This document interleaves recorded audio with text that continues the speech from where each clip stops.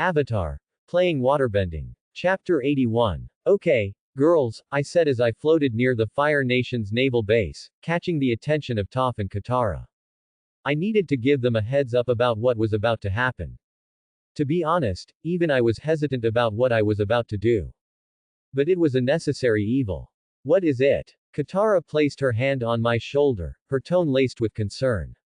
For the next few hours, I'm going to turn into someone I don't like. Please, don't think it's really me. I'll be pretending.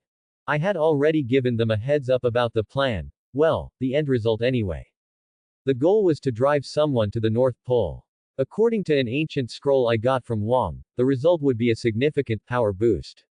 They were aware of the comet too. If we didn't gain that power before Comet Day, the whole continent could be doomed. And in this timeline, even Toph and Katara were more open to killing. It honestly surprised me, especially from 17-year-old Katara. But to be fair, her mother had been killed by the Fire Nation, and she hadn't met Aang or absorbed his monk-like morals. Oh, just that. Toph waved a hand dismissively. I was afraid you were gonna say something like, you were gonna be gay or something. What a taunt. I gave her a wide-eyed glare. She noticed. Her smile widened. Did you just open your eyes wide? She asked, trying to confirm the light signals firing through her brain. After all, she hadn't used her eyes in a long time. It was fair to say she was like a toddler seeing the world for the first time, trying to figure it all out. Katara clenched her fist and punched Toph in the shoulder. She clearly wasn't a fan of that comment. Toph just giggled, clearly enjoying herself. I turned and sighed. Whatever, girls. Just do your parts. Kick some ass. Toph, you take care of the metal base. Katara, this is your chance to practice bloodbending. Katara bumped her fist into her palm. Leave it to me. It didn't take long to fly 5 kilometers. Soon, we stood before an island-shaped base with a fortress in the center. I flew over the metal walls and jumped off the cloud. As we landed, we spotted a few soldiers standing around, chatting. They stopped and turned toward us. Finally, I can see well. Toph smirked at the soldiers in front of her. Boo, she said calmly. One of the soldiers screamed like his life depended on it. An enemy is invading, he shouted. And I let him shout. He ran to the nearest bell and rang it. I clapped my hands. Toph, Katara, work together. I'll knock down whoever gets in my way and leave the rest to you.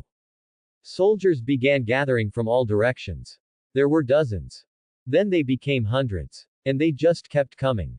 Hands in my pockets, full of confidence, I walked forward. Look at that idiot, thinking he can take us all on his own. Should we fry him or grill him? I don't know. Turn him to ashes. That's what he deserves. The firebenders took their stances, preparing to strike. But alas for them. They couldn't move. I smirked as I stared at the army in front of me. Had it been any other day, I wouldn't have even thought about taking on this many. But this was a full moon. And we were above the ocean. My waterbending was naturally boosted. Not to mention, it was night. Firebenders are strongest in the sun. Which meant only one thing. They were at their weakest, and I was at my peak. The blood-bent soldiers in the front line began to twitch and twist, their limbs contorting as they groaned in agony. This is too much pain. Why can't I control my body? Someone help us. Then they dropped, unconscious. I kept going, taking down hundreds at once. God, I loved bloodbending. It was the most broken form of bending. Girls, take care of whoever's left, I said, hands still in my pockets as I walked toward the eastern part of the base. I could sense the soldiers' quarters, and in one of the homes, I sensed a family. It was time to insult everyone here. Ding. You have defeated 300 soldiers in one go. Plus 350,000 accumulated experience points. Waterbending plus 200,000 EXP. Okay, that was a huge gain for very little effort. Toph and Katara looked at me strangely. Well, Toph had her eyes closed, but I could feel her stare. Katara shrugged. He did say we wouldn't recognize him. Yeah, Ryak never provokes first. Or spares people on purpose. Toph nodded. Seems like he's here to flex. I trust him, Katara said. I can tell he's uncomfortable with this whole act, Toph agreed. Anyway, looks like we've still got some left. Katara extended her hands and moved her fingers. A few firebenders started levitating, Bloodbending was nearly second nature to her now. As for me, I headed toward the residential area. I found a house that was way more luxurious than the rest. I walked up and knocked. A man in servant's clothes answered. And by servant, I don't mean tux and gloves, he wore plain Earth Kingdom attire. Who are you? Do you know who lives here? The man yelled. Didn't you hear the bells? I asked. I mean, seriously, there were hundreds of soldiers gathering outside. Well, what bells? He asked. Hell's bells. I tilted my head and smiled. I entered Commander Zhao's residence. I must say, it was quite luxurious, and I could tell he was a very rich man with a lot of money. I knew I was here to piss him off. But to see all these golden trinkets in his house, man, I couldn't help but use my water sense to check if he had any hidden cash around. My bet was that he had some illegal money that he couldn't keep in the Fire Nation's banks. Anyway, I started looting his house. There were some servants around. One of them was a firebender who tried to attack me, but he got his ass kicked as soon as he made a move. I collected everything that caught my eye and stored it in the system storage. You may be wondering, Ryak, what the hell? You just exposed that you have the power to store things in nothingness. At this point, I had so much power that I didn't care what anyone thought. They could even think it was magic. I turned my head to the side. A few servants and maids were standing by the wall, shaking. I pointed at one female maid. She flew toward me against her will, and I grabbed her by the throat. Take me to where Commander Zhao's family lives. Or else, I threatened. No, she cried. I felt a pang of guilt. But I was trying to save 2 nations, 3, if you count the Water Tribe as 2 nations. And I was trying to defend the thing I valued most, freedom. My point was, sometimes you had to be harsh when it's necessary. Are you sure? They will kill me if you don't. Fine. I lifted my finger and knocked out everyone in the room except her, using bloodbending. There was some minimal experience gain, but I didn't even care. You can speak now. I'll tell them you were knocked out. She's on the 3rd floor, by the southern window. See. That wasn't hard. I smiled, then knocked her out and gently set her down on the floor. I had taken General Zhao's money. Now it was time to take his honor. At times like this, well, at any time and place, your family was your honor, especially your wife. Even in the Earth Kingdom, a cuck would be mocked no matter where he went, even in heavily supported LGBTQIA societies. Imagine how it would be here. And of course, I wasn't going to assault his wife or kids. But I knew a way to make it appear that I did. I made my way up, taking down anyone who got in my way. Soon, I stood before a large door. I kicked it down. A 3-year-old child stared up at me with golden eyes. Who are you? He asked. I squatted down, extended my hand to him, and replied, you can call me Daddy. But you're not my father. I know. But my parents named me Daddy. I patted him on the head. I pretended to reach into my pocket, grabbed a candy from storage, and handed it to him. He tasted it, and his eyes lit up. I grabbed another candy. He extended his hand toward it. Who am I? I asked. Daddy, he replied. Give me candy. Good kid. I smiled and handed it to him. Sit in the corner. More is coming. Thank you, Daddy, said Commander Zhao's son. I then made my way to the balcony. I stood there and turned to find a stunning woman. She had bright black hair, sharp features, full lips, and a curvaceous body. Her breasts were big, her hips were wide, and her skin looked so smooth. Are you Zhao's wife? I asked, resisting the urge to get a boner. Please, she pleaded, don't dishonor me. I shook my head. What do you mean? Don't rape me, she yelled. I extended my finger toward her and raised my head. Have you seen how you look, ugly pig? What? She said, her eyes wide. You know. My plan was simple. Insult Commander Zhao's wife. And let his wife manipulate him into chasing after me to kill me. Of course, he wouldn't be able to, so he'd go try to kill the spirits of the ocean and the moon. As for why I was so sure my plan would succeed, it was simple, faith in the evolutionary process. Beautiful, weak women had the power to make men do anything, including fight other people without lifting a finger. Actually, I made a disgusted face. A pig would feel insulted being compared to you. And the moment I thought of a pig, my erection died instantly. Yeah. For the first time in my life, I was acting like a dick. I continued insulting Zhao's wife, and I felt bad the entire time. She, weakly, stayed there and cried. Just kill me if you're here to do so. There's no need for you to talk like that. I slapped her. Did I give you permission to talk? She held her cheek and silently stared at me. I sighed. I came here to cause havoc, but seeing you like this, my mood's ruined. I've changed my mind. I'm leaving. I jumped off the balcony and walked away. On my way out, I encountered a soldier in different armor than the rest. His armor was more majestic, if you could call it that. He had a half-bald head, and his hair was tied. Who are you, and what have you done to my family? He screamed, igniting fire from his fists, forming a whip. I knew exactly who he was. Commander Zhao. The fool who burned down a large portion of that library. Thanks to him, I'd have to do some annoying math if not for the fact that I knew about the eclipse.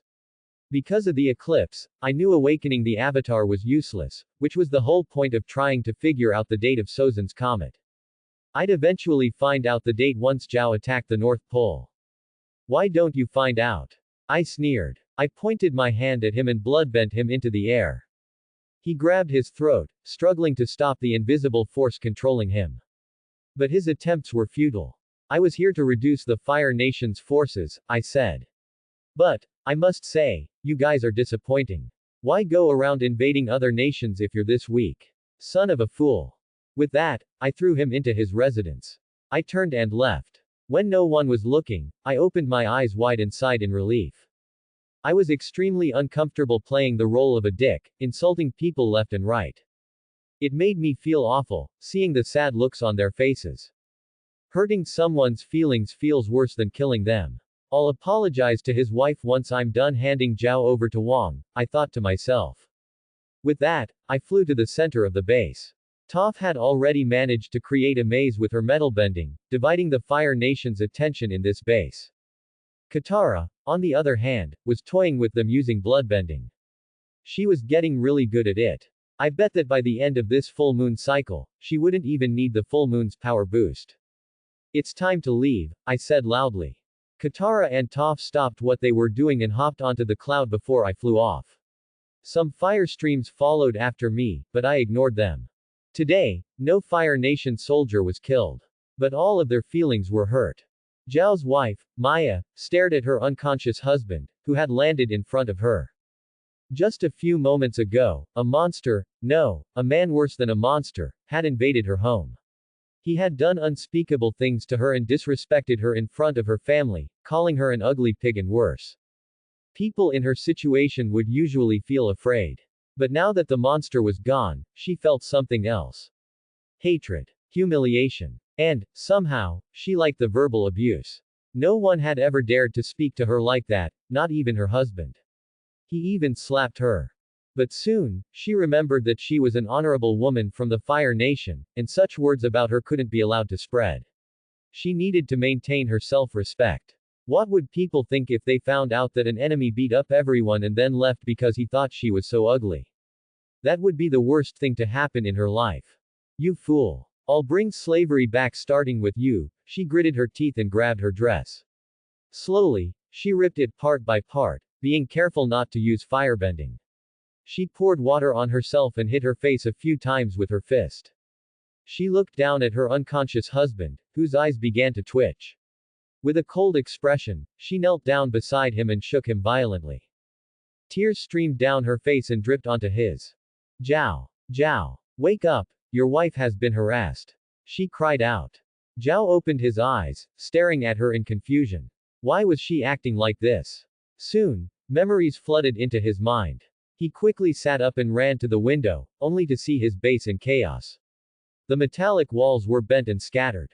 The soldiers were unconscious. As he turned his head, he saw his wife crying, blue spots on her delicate skin, staring at the ceiling. Then he noticed something else. Her clothes were torn. His wife continued, I've been touched by that barbarian waterbender. She reached for her hairpin, grabbed it, and yelled, I'm going to kill myself. She raised the pin. Zhao's mind was in chaos. His children's mother was about to kill herself, and he didn't even have time to process it. He quickly reached out and pulled her delicate waist into his arms. Maya, calm down, calm down. It's not your fault, he urged. She put her head on his chest and cried harder. But I can't live anymore, she sobbed. Zhao felt rage swelling within him. To assault his base was one thing. To assault his wife was another. That waterbender, Ryak. He knew his name very well. Not only had he spat on the nation's honor, he had spat on his own as well. What did he do to you? Zhao asked, his voice tight with anger. I can't say. She replied. He beat me up, pissed on me, touched my private parts, and then left. Zhao's blood pressure skyrocketed, but he kept his composure. He wanted to rip Ryak apart. No, he wanted to chop off his manhood, cage him, and torture him every day. But at the same time, he knew that he couldn't do a thing to the man who had defeated his entire base and left them all alive, because they weren't worthy of being killed. Maya, I swear. That waterbender will drag his own people down with him. And when that happens, I'll ruin all of their lives. He'll get a special punishment, Zhao promised. What do you mean? Maya asked, holding back a smirk. She was eager for her revenge, and it seemed like she would get it sooner than expected. After all, Zhao wasn't one to speak nonsense. I mean that the world will no longer have waterbenders, Zhao said, his eyebrows furrowing. Maya hugged him, a smirk forming behind his back. Let's see how that waterbender deals with this, that fooling fool, she thought. The man who was feeling guilty had no idea what was going on in the outside world. He had spent a few days in the clouds, flying north at a leisurely pace. After several days, Ryak had recovered from his actions, and he could look at his reflection in the water again. Did my plan work? Ryak thought. I hope she doesn't frame me too much. I'll have to go to the North Pole and wait for Zhao to arrive. Man, I wonder how long it's been since I've had a break. Also, I haven't eaten dried fish in ages. Never thought I'd miss them. Ryak was currently in the northern part of the Earth Kingdom. He stood on the open beach, surrounded by the trio. Ryak was working at a table, spreading dough with ease. Next to him were some red sauce, herbs, and olives. Behind him was an oven that Toph had built with her earthbending. Ryak spread the dough effortlessly with a touch of his hand. Since when were you this good at cooking? Toph, who was lying on the ground, asked. She had seen many skilled cooks in her life, many of whom worked for her family, but she had never seen a man spread dough so effortlessly. I'm still surprised by you. He never made anything but dried fish in his entire life. I wonder too, Katara, sitting next to Toph, added. I guess I'm just a natural, Ryak laughed. Well, hurry up. I'm starving, Sokka said. Just a few minutes, brother-in-law, Ryak replied, spreading sauce on the dough and placing it in the oven. He controlled some water nearby, turning it into hot steam and using it to surround the oven. After a few minutes, Ryak had something he had been dying to eat ever since arriving in this world, ever since he'd regained his memories. Luckily, he had the cooking skill. He'd also gotten the yeast from some alcohol makers on the road. He pulled a large pizza out of the oven, placing it on the table and slicing it. The trio gathered around and stared at it. What's this? Katara asked. I've never seen this before. I know, I used to be blind, Toph commented. Is it even for humans? Hard to argue with that, Sokka nodded. Look at that. It's round, and it's red. Yeah, guys. It's not for humans, Ryak replied, grabbing a slice and eating it. If they didn't want one, that was just another win for him. He closed his eyes. No one touches this. It's not for humans. Toph grabbed a slice and took a bite.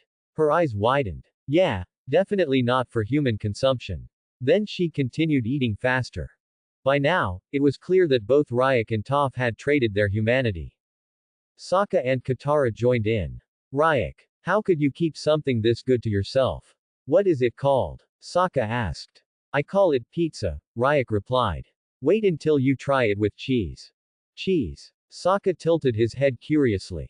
It's made from milk. Takes time, but I'll make some another day, Ryak replied.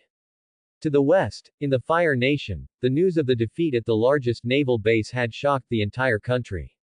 Not because they were ambushed. No. It was because everyone had been beaten and left alive by a single man, who had 2 girls with him. Not only that, but he entered the home of the commander and harassed his wife, slapping her and ripping her clothes off.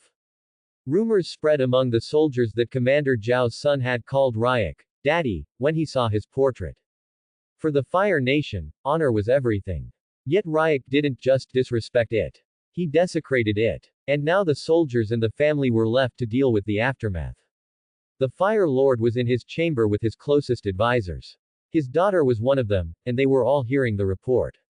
Ryak had defeated hundreds of men using a new form of bending he called bloodbending, where he could control the bodies of soldiers and knock them out instantly just by walking past them.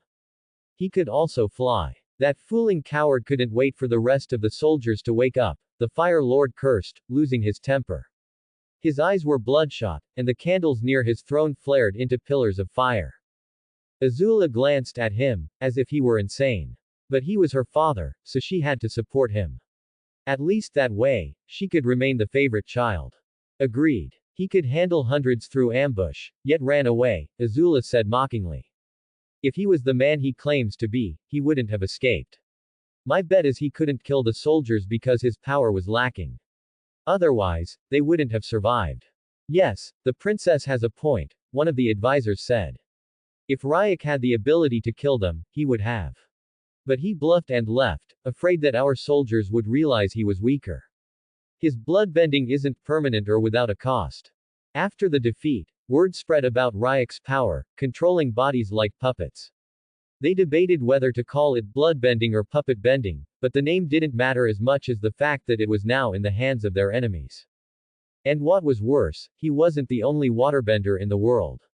If he went to the North Pole, he could train an entire unit. Of course, they didn't know that most waterbenders needed the full moon to master bloodbending, and it would take years unless they had exceptional talent.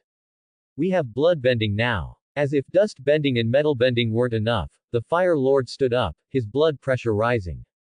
Not only was he losing the war, he was being humiliated. His forces were. And the worst part, it was happening during his era. The Fire Lord wouldn't have minded losing in an epic battle against the Avatar. But losing to someone who made a commander's son call him Daddy, and sparred an entire base of his nation like they were weaklings not worth killing. He would become the laughingstock of the world. First of all, demote Commander Zhao to a captain. Make him take the blame. And let him only command one ship, the Fire Lord said. Say our men were drunk because of an irresponsible leader, and he'll be punished for it. As for Ryak, according to his pattern of spreading new bending forms, he'll definitely head to the North Pole. Send the Bright Shadow unit there to assassinate him. But my lord, those men were trained to fight dust benders, one advisor protested. Do as I say, the Fire Lord ordered. Azula, you will lead them. The Fire Lord accepted no objections. While waiting for my scheme to cook, I was flying on my cloud, heading toward the North Pole. The farther north I went, the colder the weather became. And I must say, I was quite happy about it. You see, despite my body being tanned, quite suited for hot weather, I was very heat sensitive and loved the cold much more. So, are we just going to land and say, hi, I need a wife for my brother-in-law? Sokka, who was sitting next to me, asked curiously. I almost lost my focus and nearly dispersed the cloud. I replied, you just find a girl that likes you and that you like, and that's it. He narrowed his eyebrows. That's it. She'll be your moon, I said. I promise. Then I paused in the air for a moment, turned my head slowly to him, and smiled widely, realizing something. What? Sokka cocked his head. You just called me brother-in-law, I said, feeling so happy and accomplished. Sokka's face grimaced. Yeah, your sister is mine, and you're admitting it. That's not, he tried to justify, but I didn't let him finish. Katara, you heard him. I shouted. Heard him very clearly. Katara laughed at Sokka's reaction, who put his hand on his forehead and looked at the sky. Toph was just still lying on the ground, looking at the sky. By this time, she could see well, and her brain had adapted to both visual inputs from vibrations and light. She had even confessed that she could see people in a full 360-degree view. Her brain could even fill in the blanks and tell her the colors of things behind her. It was quite impressive. I wondered what kind of vision that was. Panorama. Omniscient, or something else. So, Sokka said in a disappointed tone. You were never planning to find me a wife. Don't worry, Sokka. You're a natural playboy, I said. You just have my protection. You can even go after the princess, and I'll support you. So, you're telling me to offend everyone and hide behind your back? No thanks. Sokka crossed his arms and turned his head. Oh, look. There's a wall. Toph sat up and pointed in front of her. It's quite tiny. No, it's just too far, I pointed out. Yeah. She stood up, hugging her arms and started shaking. By any chance, do you have spare clothing? She wasn't very well adapted to the cold. I reached for my coat, which I had forgotten to take down, and handed it to her. Thanks. What about you? Toph asked in concern. It doesn't bother me, I smiled. Me neither, Katara added. Well, I prefer warmth, but I'm used to this, Sokka shook his head. As the second food supplier at the South Pole, handling the cold weather was nothing. Soon, we approached a large ice wall. On it stood guards dressed in white, their faces and heads covered. Most of them held spears with blue, curved tips. I controlled the cloud and tried to descend, but then water balls rose from the ocean and attacked my cloud at high speed. The water was quite high pressured and could damage steel. If it hit a person, it could break their bones.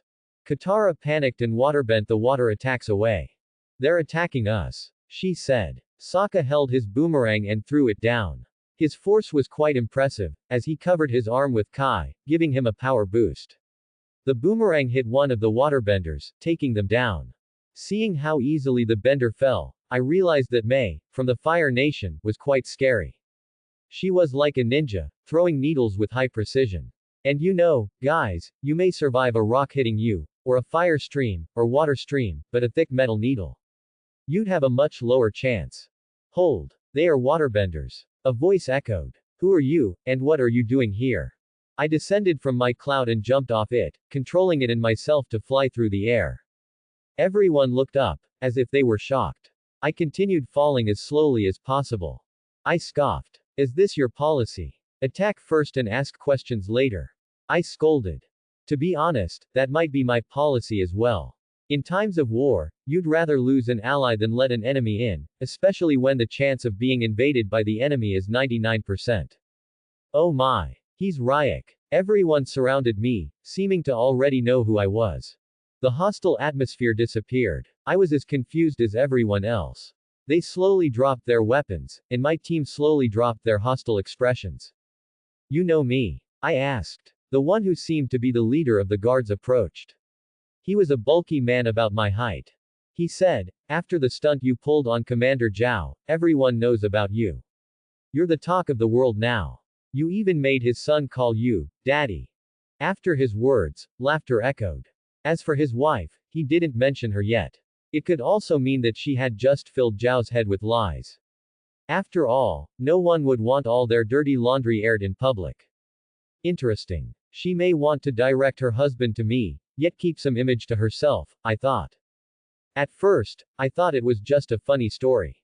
A waterbender flying on a cloud, defeating more than 300 men on his own, and leaving.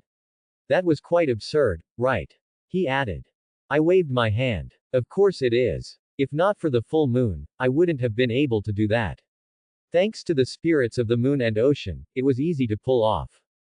A man from the crowd interjected. Can you really control people? Everyone looked at me, seemingly expecting an answer. Okay, guys. I'm a guest who traveled from the other side of the pole. Is this how you show your hospitality to your cousins? I replied. Of course not. We are always welcoming to someone like you, the leader smiled. But a man of your caliber can't be hosted by me. Why don't you and your group follow me to the chief's house, and then we'll forget about our earlier misunderstanding? He smiled nervously. I guess he seemed to be afraid of getting scolded by the chief. I turned my head slowly, my eyes meeting Toph's. She nodded, seemingly having already read my mind and shared my opinion. Hold on. She was standing on the snow. How could she tell? Whatever. I contemplated whether to tease the guard's leader or not. Maybe even say that I wouldn't forgive him and would report his insolence. It might sound amusing to me. But I had been teasing Sokka for the last few days, and my sadistic needs had been fulfilled. And I was tired after traveling for many hours on the sea. Forget about it. I waved my hand. I won't tell your boss. Loud cheers erupted, and I almost took a step back. The guards seemed cheerful about my decision. I rubbed my ear. Katara forced a smile. Toph covered her ears. Sokka had a stoic face and puffed his chest. I guess I knew what he was thinking, feeling accomplished for taking down a bender with a boomerang. As for the guards, did they act like this in canon? I shook my head and decided to forget about it. After exchanging a few words, we made our way to the center of the city. Yes, a city, something I never expected to see. At the South Pole, we had some ice houses and tents. But here, there were buildings, houses, cabins made of ice. Many buildings filled the horizon. At the center, there was a palace made of ice. Between the streets, you could even see bridges. I turned my head left and right, admiring the ice-watching towers. One should give the North Pole credit for using their bending powers creatively. They even had entire walls made of ice. It made you wonder why the Earth Kingdom was invaded. It's not like it's hard for them to make a wall like China's Great Wall, or even greater. Only Ba Sing Se made a wall for itself. But they could have included the whole nation. Hey, at least that means teaching the Earth Benders new forms is quite risk-free. They won't use gunpowder to make firearms, I thought as I entered the palace. I was immediately granted an audience with the tribe's chief. We went there. And it was obvious that I would be the one to do the talking. In front of me was a middle-aged man with black hair, quite tanned skin, and blue eyes, sitting on a throne. My eyes darted left and right, looking at the guards who seemed to be more serious than the ones at the wall. Near the chief, there was a woman, very pretty, her skin on the bright side, with blue eyes. The most striking feature was her silver blonde hair. Without having to use my eyes, I could see Sokka looking at her with wide open eyes. She made eye contact with him. And he didn't lower his gaze. Soon, a blush spread across her face. She lowered her head slightly and moved her eyes in Sokka's direction. It was the perfect time to have some popcorn. But I guess I had to distract her father. You know, the silver-haired girl was the princess of the North Pole, after all. So, what's the purpose of your visit? The chief, Arnuk, asked. The real purpose for me was waiting for Commander Zhao, if he kept his rank after the humiliation he had suffered. Then, let him try to assassinate the fishes, and then save them, get them to like me, and do the ritual in the scroll that Wang had handed me to give me power.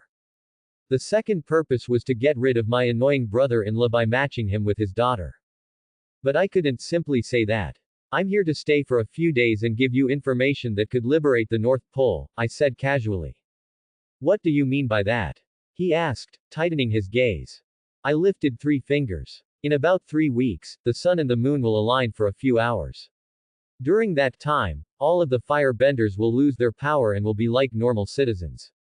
During that duration, you can launch a surprise attack on their fleet and sink their ships. You can win the war. Arnuk was startled for a moment. But he remained calm. How reliable is that information? He asked. It seemed that he didn't trust my words just yet. You have nothing to lose, I said. And why would I lie to you? You can confirm that from one of your men.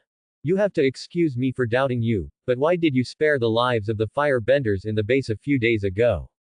What assures me that you aren't a spy of theirs? He asked. That was a very good question. I smirked. Simply, I ran out of power. So, you know, humiliated them, and left. So, you expect me to believe that kind of rumor, that you have a crazy power to control people? He asked, narrowing his eyebrows. I pointed my hand toward his guards and moved my fingers separately. I said, I have been blessed by the spirits with this power. But it's not endless. Here, take a look. The guards started flying and moving like puppets that I controlled. They screamed in panic, and they tried to resist. I didn't bend them for long before putting them down. They raised their weapons as soon as they regained control of their bodies. Arnuk lifted his hand, saying, Halt. Put down your weapons. The guards did as they were told. Arnuk smiled. Very well. Very interesting power indeed. You should provide a hand during the eclipse. I will think about it, I replied. After all, I'm a very busy man. I understand that very much. But I would appreciate it if you helped us defend against the attacks of the Fire Nation fleet while you are staying, he said. He was thinking like a leader, asking for help when needed. If you have a powerful man staying for a few days and an enemy fleet attacking your walls, it's better to ask for help. It might also be a test to see if I'm a spy or not, to see if I would sink the Fire Nation ships and kill them. And to be fair, I needed to stay here to get my agenda done. I smiled and replied, I'd be glad to help you. Anyways, I wondered what Commander Zhao was doing now. He better get his ass here as soon as possible. The next day, Ryak woke up from his bed. Next to him lay both Katara and Toph. Let's just say the Earth Kingdom girl found the weather too cold and had barged in for some warmth.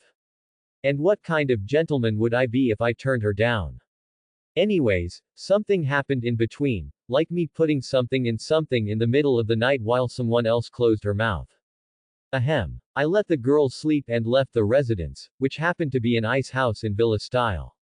Having nothing to do, I decided to oversee the training. After all, I was here to wait for Zhao. And while staying, I was just required to help fend against the attacks of the Fire Nation fleet. And to be fair, I was very excited about that. After all, I wondered how powerful I would be in the ocean. Waterbenders would be at their strongest only when they were in the sea or one of the poles. And after the moon cycles and traveling in the ocean, I could feel my Kai growing, thanks to a certain passive sub-skill that allowed me to grow my Kai. By staying in the North Pole, I was getting stronger by the day. But the growth rate was too slow. Around 1% a day. But that could accumulate into more than 2-folds of my original power in just 90 days. 1.01 carat 90 equals 2.44. What can I say? One had to be patient and wait for Zhao. I went to a large yard. In one section, soldiers were thrusting their spears or sparring against each other. I assumed that was the non-benders training section. Not too far from it, there was another group of people. All of them were males. They were practicing with water. And I had to say, their bending skills were pathetic. Even Katara surpassed them by a large margin. There were a few masters here and there, but it seemed that they didn't join the training. I glided in with my hands behind my back as I was too lazy to walk in the early morning. I then stopped. An old man overseeing the training turned his head to me. He was above average height, half bald, and had long white hair. He was quite white for a North Pole native. And somehow, I knew him. He was the only Grandmaster in the world when it came to waterbending. Yeah, I know I should probably include myself, but I had surpassed that level a long time ago. According to the system, I was at a king's rank when it came to waterbending. Greetings, I said to him. You must be Ryak, he replied. I've heard stories about you. I was quite famous here apparently. But the old man must know more. You know, there's a saying. All old people know each other. And it's safe to assume that he's a fellow member of the Order of the White Lotus. I used my brilliant brain to conclude that, not like I remembered it from the original show. Please believe me. I'm a fellow member, if you know what I mean. I cupped my fists and gave a bow. He cupped his hands and bowed back, showing respect. I'm Grandmaster Paku. I would suggest that you wait for us to use the code before talking next time. Who knows, I may be a spy, said Paku. I know. But my generation and yours do things differently, I replied. He chuckled. Do you want me to feel outlived now? Nah, I replied simply. So, what brought you here? He asked.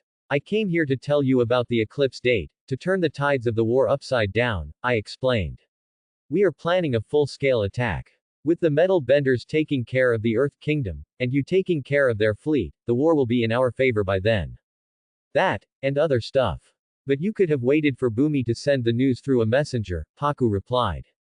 I could. But the trip is dangerous. Especially for someone who can't fly and can't cross roads with the Fire Nation fleet, I clarified. Paku nodded. I appreciate your concern. Don't mention it, I waved my hand.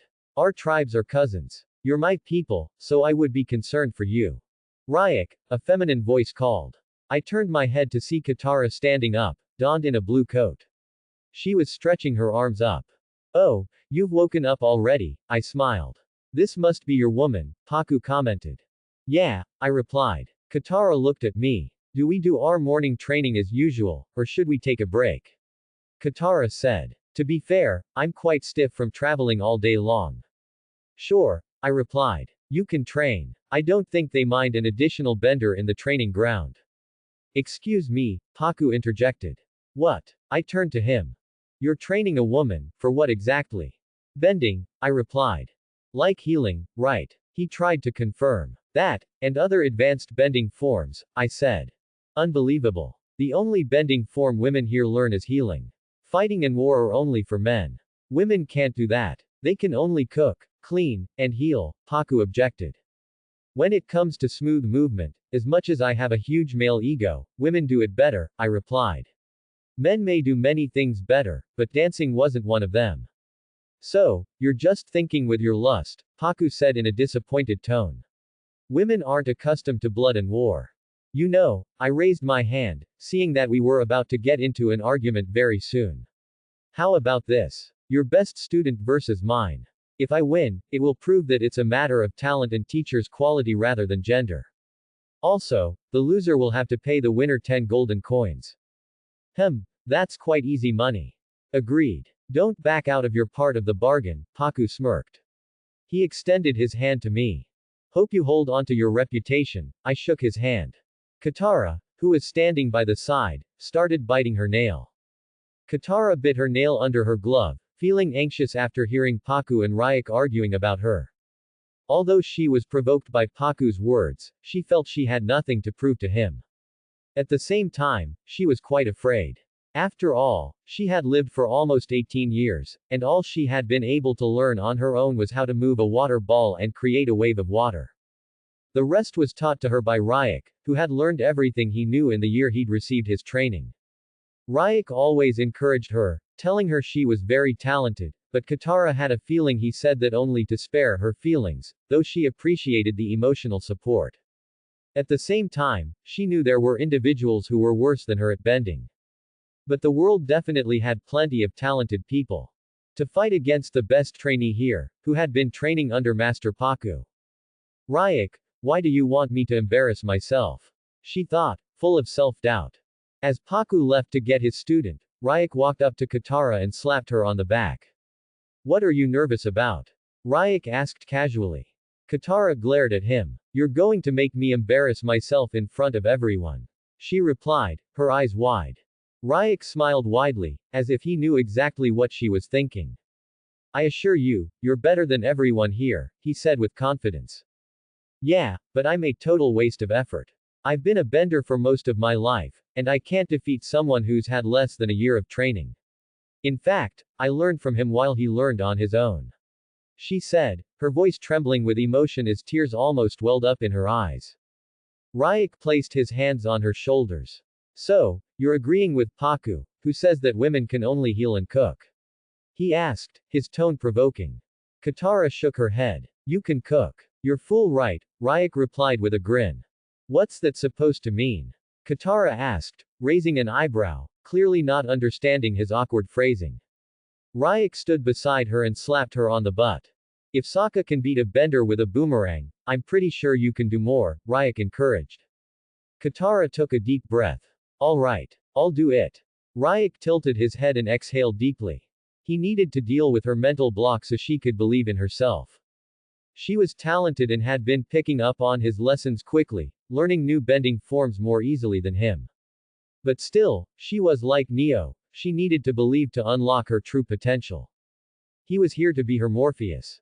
Okay, Ryak, call your student, Paku said, coming back with a man around Ryak's age. He stood in the middle of the training ground. The rest of the training soldiers stepped to the side at Paku's command. Ryak gave Katara a strong slap on the butt, pushing her forward. Katara, embarrassed to be spanked publicly, felt angry. She turned to Ryak, her face flushed. She scoffed and then faced her opponent, a middle-aged man wearing an arrogant expression. The moment Ryak slapped her, Katara was pissed off and had a sudden urge to punish anyone in front of her. This is Jacko, Paku introduced. He's my best student in this batch, and he has the potential to reach master level in a few years. Okay, let's get this over with, Jacko smirked. I'll make sure it ends quickly, so stop wasting my time. Paku smirked and walked toward Ryak, thinking he was going to make easy money teaching the young man a lesson about how the world worked. Start, Paku said. Jacko took a bending stance and pushed forward, a wave of water rising from the icy ground and charging toward Katara. She stomped on the ground, splitting the wave into two and pushing it out of her way. Not bad for a chick, Jacko said as he placed his hands on the ground. He lifted them, and the ice around his hands transformed into 2 long water whips. Seeing this move, Katara's eyes widened. Seeing her expression, Jacko taunted, "Bet you can't do this." "I get it, it's a very advanced move, and it would take years of training. Someone like you might need decades to master it." At the same time, Katara thought, is that it? Is he for real? And they're thin. His control over water isn't bad, but calling him near master level is pathetic. Seeing Katara's jaw drop, everyone around started chuckling. No wonder Ryak says I'm underestimating myself. Wait, how does he know how good other benders are? Maybe he's just having faith in me, which is nice. Or maybe this Jacko is just playing a prank on me. Let's test the water, Katara thought as she closed her mouth and shook her head in disappointment. She extended her hand and spun once.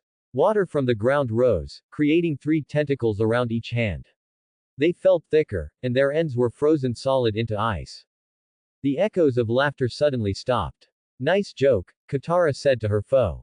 With one step, she glided across the ice at high speed. Jacko, surprised and panicked, waved his whips at her. She easily defended with one tentacle, dispersing the water form of her foe, and soon found herself in front of him. Jacko abandoned his flashy move and tried to gather more water from the ground.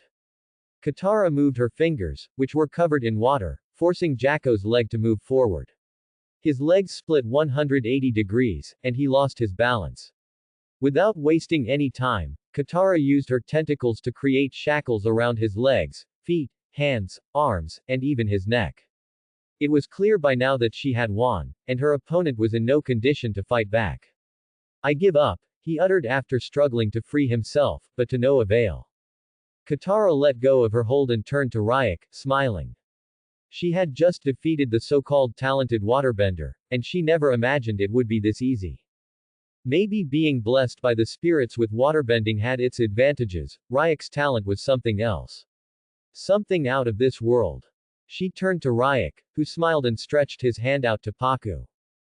Paku's eyelids fluttered. "I won't pay you." Paku objected. "Are you objecting, old man?" Ryak replied, his smile fading into a frown. "We agreed to test their waterbending skills. Your student used bloodbending. That's cheating. Without it, she couldn't have won," Paku said angrily. Ryak rolled his eyes. "Have you seen it? She was toying with your student. He could only control 2 water tentacles, and she controlled 6. He never stood a chance. After that, she just played with him. If she used bloodbending from the start, you wouldn't have had a chance," Ryak argued. Paku scoffed. "My student wasn't serious at all. He was about to get serious, but your girl used her dirty trick on him." "Okay, Paku. Blood is mostly water, so the fight was still waterbending," Ryak shrugged. "I understand if you don't want to pay, but do you really want to be known as the man who refused to pay his debts?" Ryak was playing his mental tricks on Paku.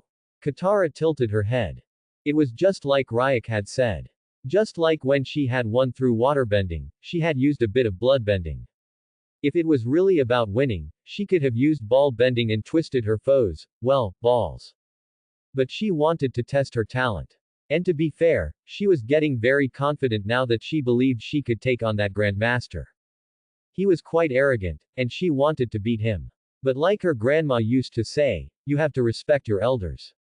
Katara wouldn't feel right beating up a child or an old man. "It's not about money. It's about playing fair," Paku said.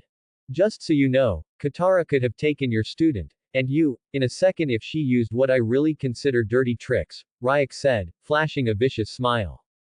"Oh really? What could be trickier and dirtier?" Paku challenged. Ryak's eyes widened. Paku's eyelids stretched, feeling something moving. "Blood isn't the only liquid you have," Ryak said. "Have you ever heard of the name, Nutcracker?"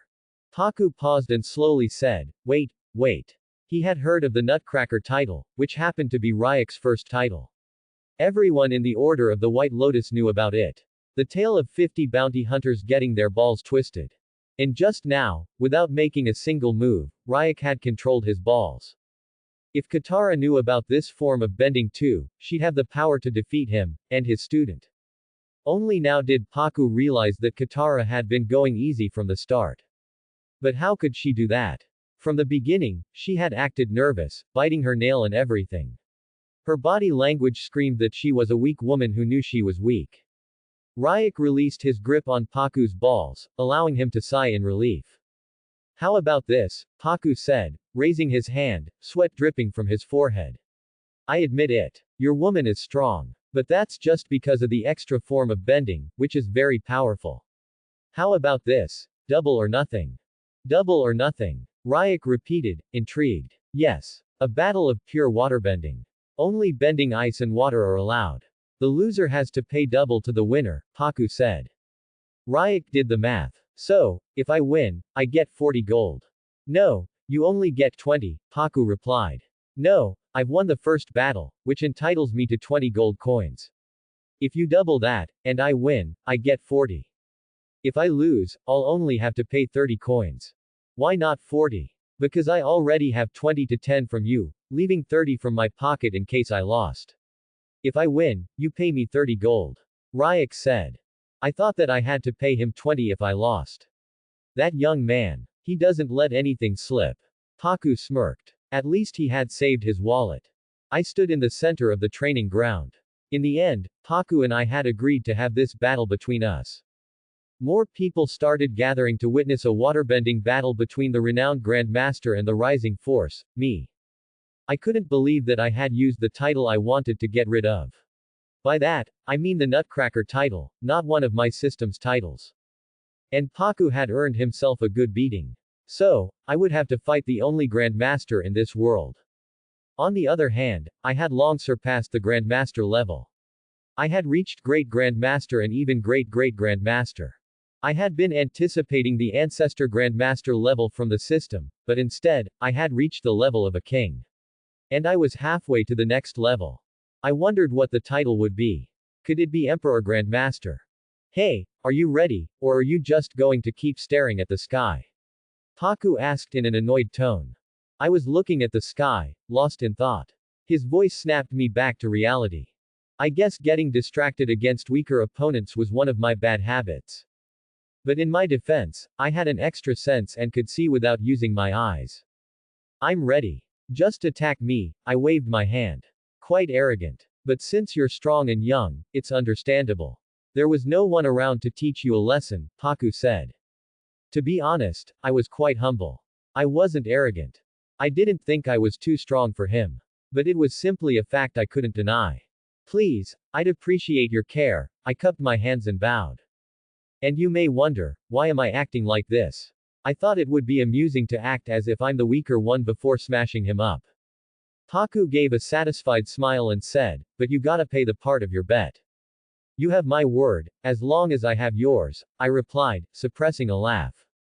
Don't worry. As long as you don't use vicious bending techniques, I'll pay you even 60 gold, Paku said, stretching his hands forward and waving them, creating a tornado of water that enveloped us.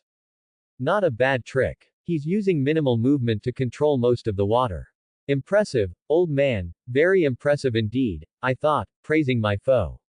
Some might think it's logical for me to hate him after his words about Katara being weak in the time he tried to back out of the bet.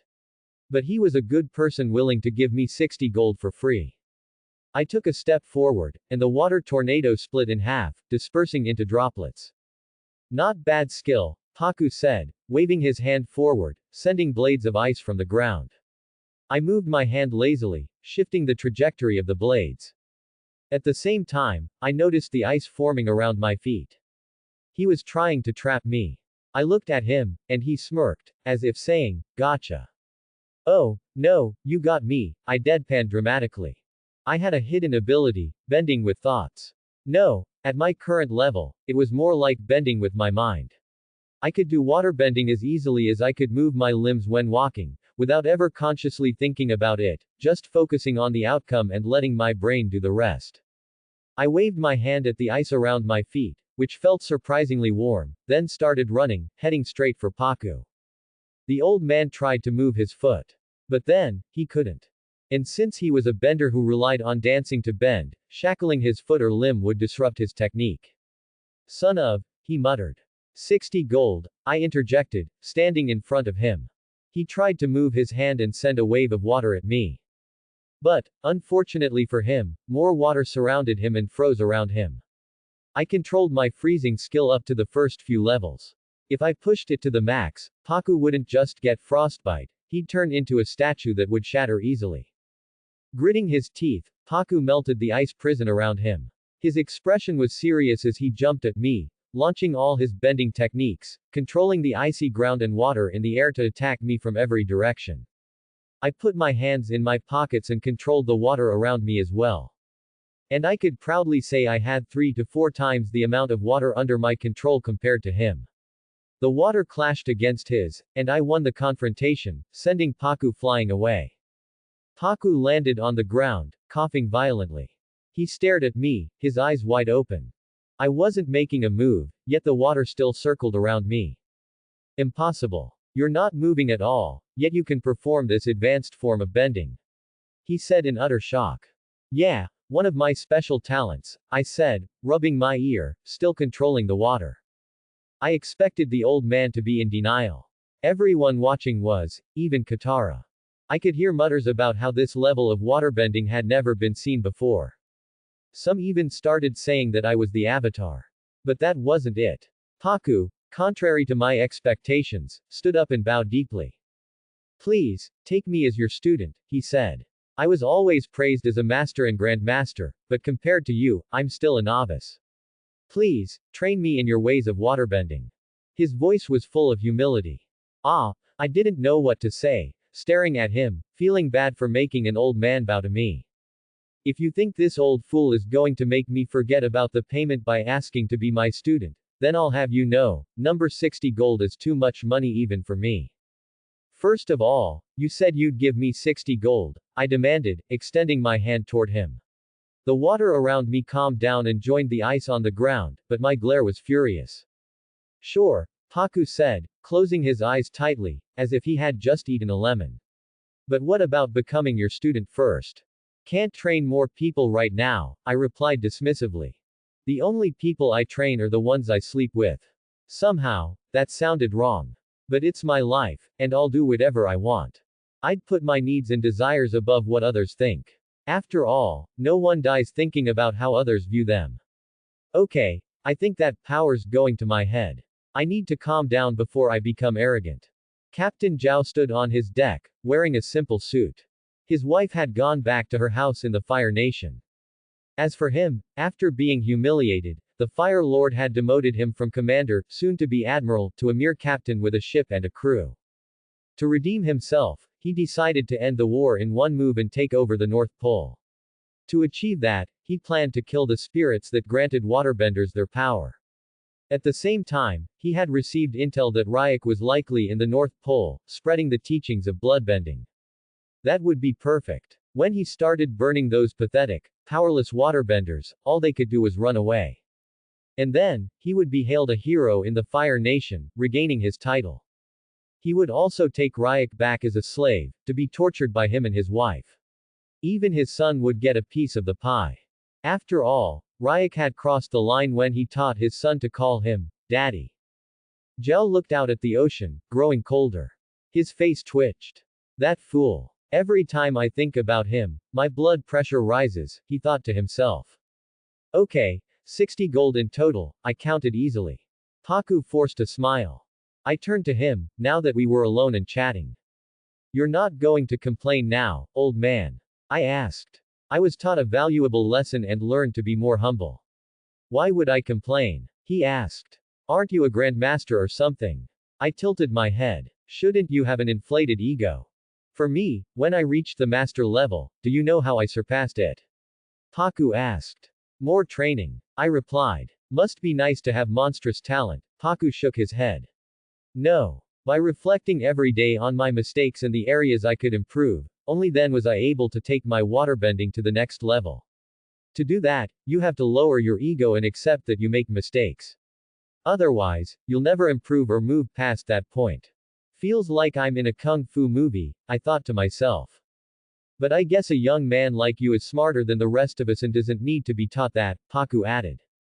I pretended to be an old soul and replied, yeah. But some people spend their whole lives without learning that. Good for you, Master Paku. Please, call me just Paku. I don't deserve to be called that by you. And now, tell me, what do you think about Katara? I asked, trying to change the subject. I was in a good mood after getting that 60 gold. Motherfooler, I was going to gamble it away later in the Earth Kingdom. It may sound bad, but I was planning to cheat anyway. As much as I hate to admit it, she's more suited for the battlefield now that I've seen her fight. In fact, the only obstacle she might face would be against a bunch of female firebenders, and the Fire Nation has plenty in their army. However, she's very good at waterbending, so you don't have to worry about her, he shared his opinion. Anyways, do you think our people could learn your bloodbending technique? I'm sorry, but bloodbending has very harsh requirements. You've seen how much more water I can bend than you. It reflects the amount of spiritual energy you have. Without it, you can't even dream of learning bloodbending without the full moon, and you'd have to start with ants. I said, mixing half-truths with a small lie. I see, Paku nodded and didn't push further. And to be fair, I didn't want waterbenders to learn bloodbending. You know what they say, knowledge is power. And I'd like to remain powerful enough. Also, if someone mastered bloodbending, they could cause havoc. And the only way to stop them would be with plot armor, like Korra did against Aemon. If there were 100 bloodbenders scattered across the world, it would be devastating. Any one of them could flip the world upside down with enough ambition. They could control mercenary or criminal organizations with that kind of power. So no, I won't teach it to anyone else, other than my children, and I'll keep it for myself and Katara because I don't want to worry about her safety. Paku, are you ready?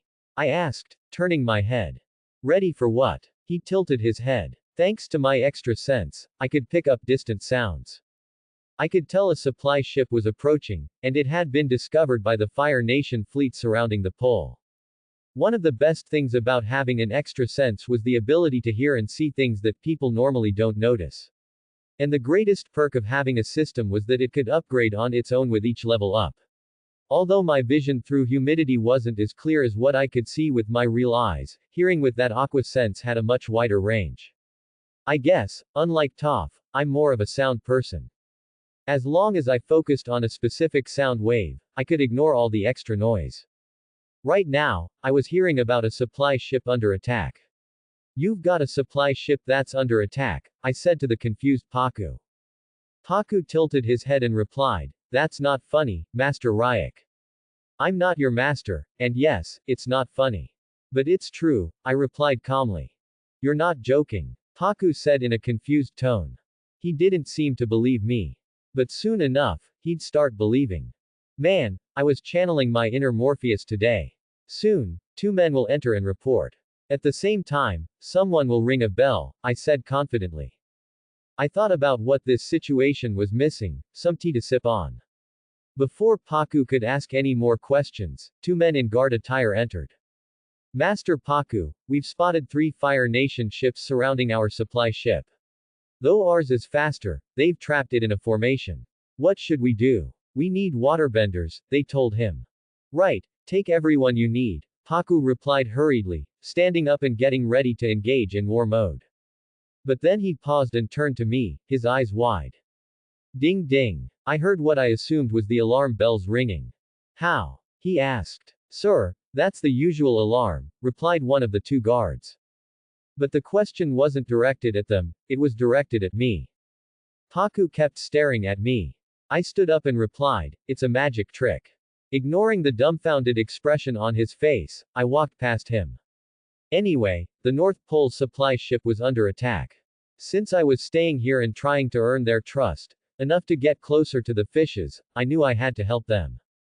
Afterward, they'd see me as someone they needed, and they wouldn't bother me while I stayed here. That is, until Zhao shows up. If not, I was doomed to stay here forever. And if you're wondering why, forever, it's because he could strike at any moment to kill the fishes, which gave me my waterbending power, just like the rest of the population. Why didn't I think of that before? I walked out of the building, my hand palming my face. No, it's okay. I can chase after him. After all, I can't miss the day of the eclipse, but staying here is worth the risk, I thought to myself. Around me, I could see guards running, waterbenders sliding on the ice, and some even flying with the waves that appeared from the ice. I guess to them, the supply ship was very important. And I couldn't blame them. After learning about how delicious food grown in sunny areas could be, I'd kill for a piece of it. I decided to pick up speed. My feet left the ground, and I found myself flying faster than anyone. Soon, I reached the wall. The waterbenders were preparing their boats. At the horizon, I saw a smokeless wooden blue ship surrounded by 4 ships with black smoke billowing from them. It was clear these 4 belonged to the Fire Nation. Attacking the supply ship, smart strategy in a prolonged battle. But at the same time, aren't they worried about provoking the waterbenders to attack them while they sleep? It's not like waterbenders can't swim faster than their ships. Who the hell is leading these North Pole guys? I thought to myself, clicking my tongue. I jumped off the wall and landed in the water, using my waterbending to help me swim. I stood in the middle of the ships that had been attacked. Now that I think about it, attacking from underwater in these situations isn't always wise, as it could lead to friendly fire. But I have more experience. I decided to go with the plan I had in mind. I waved my hand, creating a wall of water that rose from the ocean, separating the supply ship from the Fire Nation's ships. I froze the wall and then, using my waterbending, created a curtain that carried the supply ship. I must admit, creating such a curtain took a lot of energy, but I had plenty. As the ship moved farther and the ice remained firm, the soldiers tried to break through, but I guess the ice could get tougher than metal when it reached a certain degree. Before there was blood, there was ice bending. And I've had that upgraded with each level. I swam like a fish, creating an ice propel fan with my ice bending skills. With my current level, my sculpting skills were good enough to put me in the art history books. The ice propel fan was pretty big, and it even had joints. A true work of art. I waved my hand, making it spin while I stayed underneath. The water started getting pulled from all around and was pushed downward, avoiding hitting me. As for the ships above, they lost control because I created a whirlpool above them. Their speed, spinning in one direction, increased with every rotation. I clapped my hands, and the ships sank completely. Some unfortunate soldiers were pulled into the whirlpool and sliced in half. That was an unfortunate sight to see. But this was war. If you go to someone else's land to kill them, you don't get to complain when they fight back. Ding! Ding! The notifications kept ringing in my ear. I ignored them, freezing any soldiers that got in the water. As the ships sank, I wrapped them completely in cold ice. Plus 150k experience points. Freeze up to level 12. Freeze up to level 13. That must have been at least 100 soldiers, I thought, waving my hand above me to melt the propel fan into water before rising to the surface. I saw the boats approaching me with soldiers on them. They looked at me strangely, stunned as if they'd seen something they shouldn't have. At their lead was Paku. How? He asked. I froze them. They're under the water if you want to loot them or take their bodies.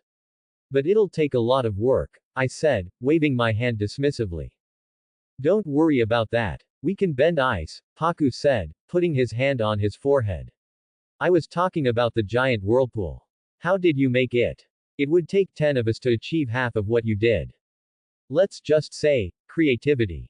I floated out of the water and waved my hand. Anyway, I've done my part in helping you guys. Call me when you need me. Before he could ask any more questions, I flew away toward the land. Now that I think about it, isn't the North Pole a frozen ocean, and the South Pole a frozen land? I thought to myself. But that's Earth, right? If this world is based on Earth, then where the hell is Africa? Ignoring my wandering thoughts, I reached my residence, where my team was staying.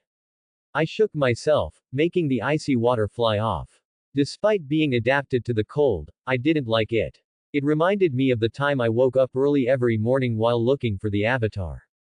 God, how much I hated it. That bald monk better stay frozen, because if he gets out after I've finished taking care of everything, I'll beat his ass. My water sense started tingling. There was another person in the residence. 2. I walked slowly inside, able to see who it was without revealing myself. Sokka was kissing a woman. I smiled widely. The next step is to convince her father to let him stay here forever.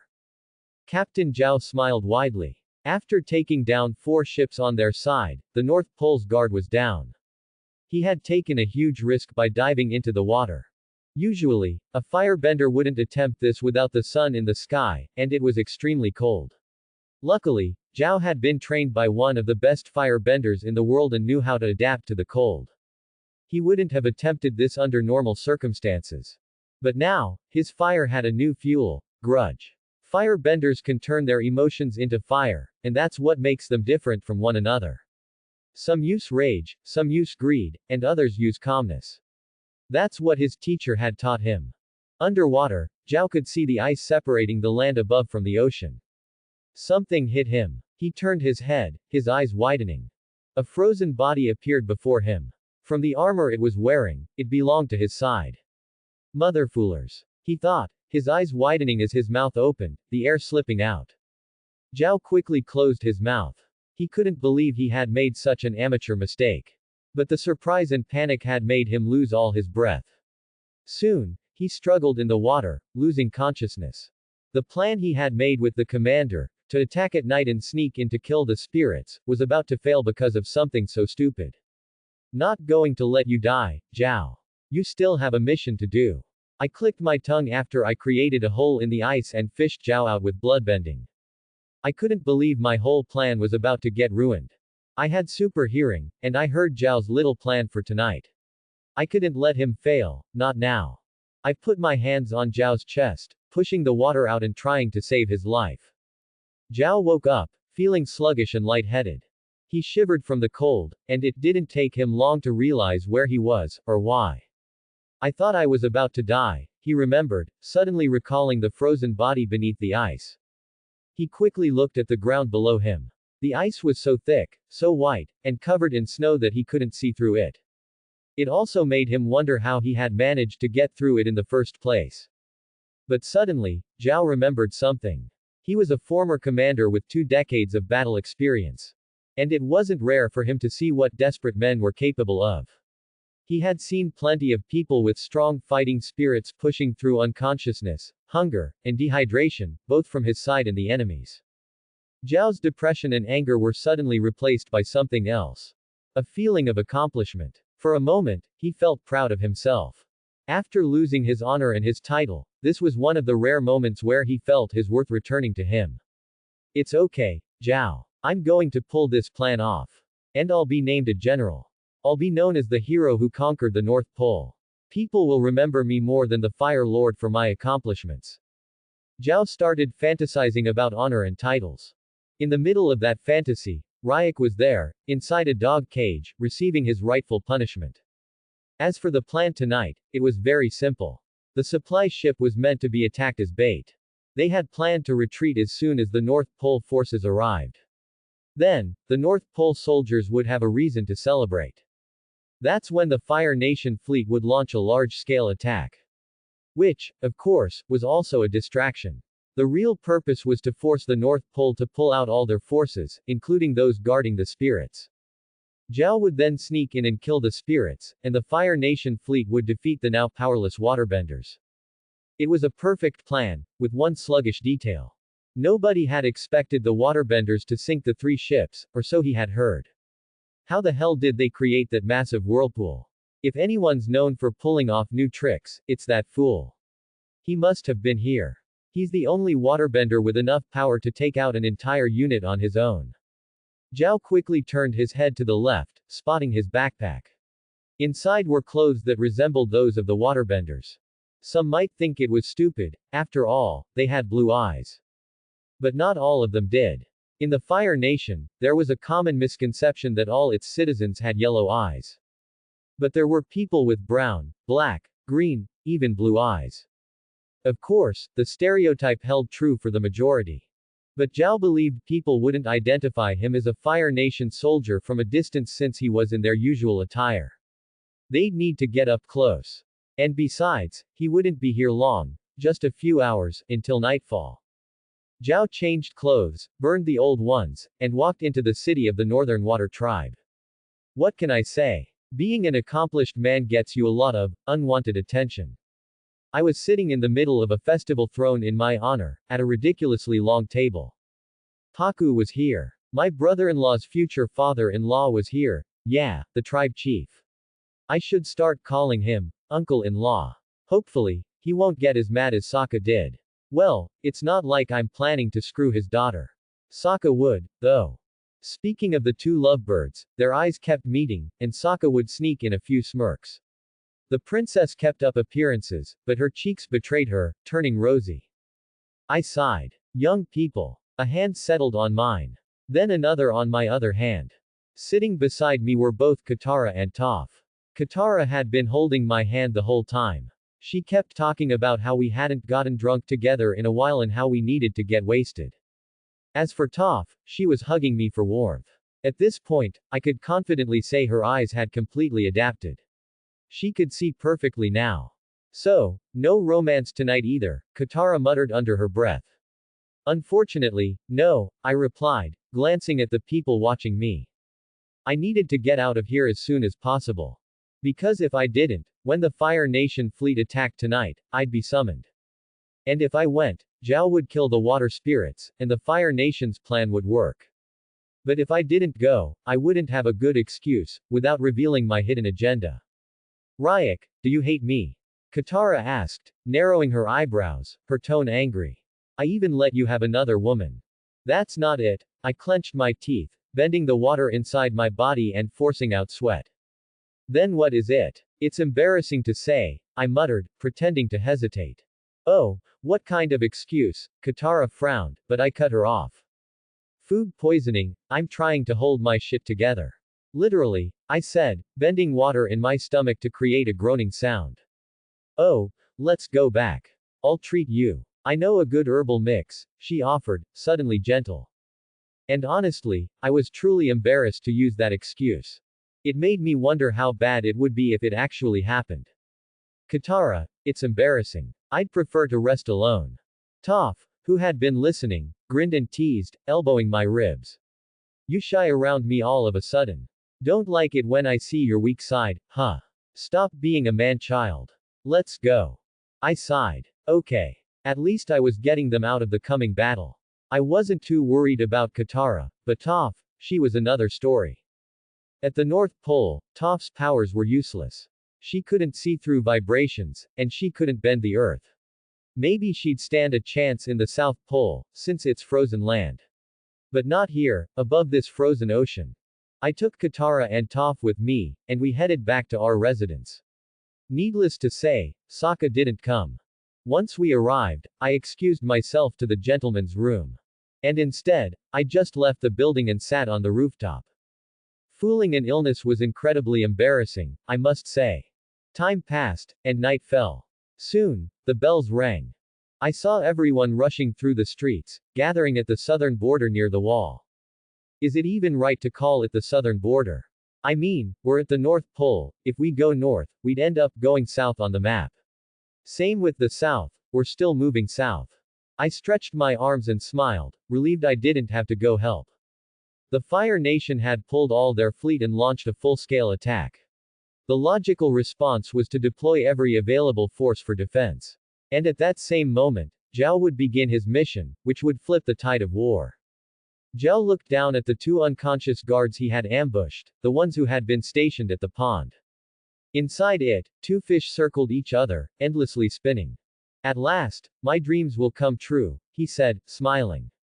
This was the moment Zhao would become the greatest soldier in history. He raised his hand, igniting a flame above it. A wide grin spread across his face. Zhao was about to burn the life out of the spirits, aiming to shoot a fire beam at one of them. The spirits could see through their eyes. Yet, they couldn't stop him.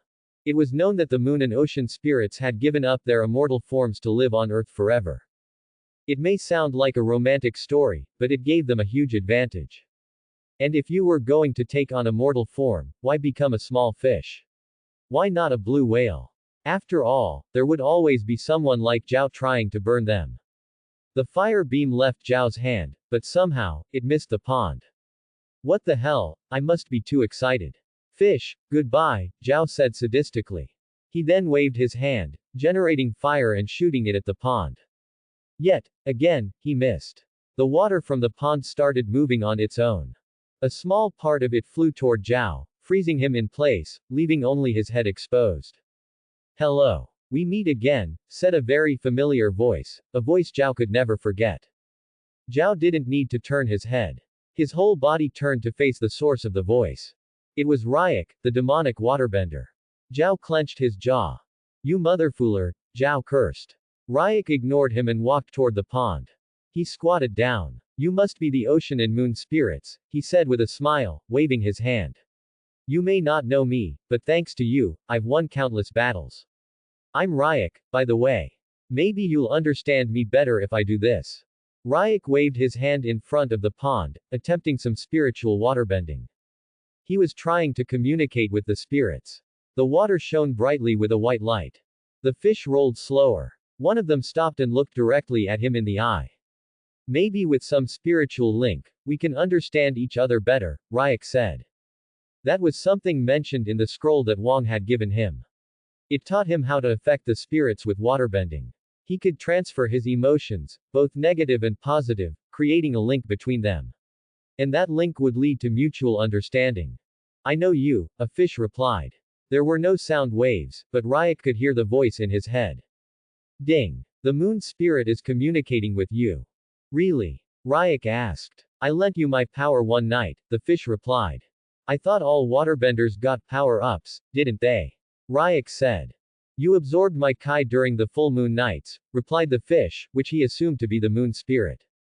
The other fish joined in. So, this is the one who could absorb power and bloodbend humans, never seen an advanced bender since the Avatar. Are you just a regular human? The fish said. Ryak didn't know how to reply. He thought, yeah, by regular, do you mean having a fully functional body and a dick? Because I have both. Why do male humans always think with their genitals? The fish asked. Wait, you can read my thoughts. Ryak said. Yes. Because we have a link. And why are you thinking about a pink elephant?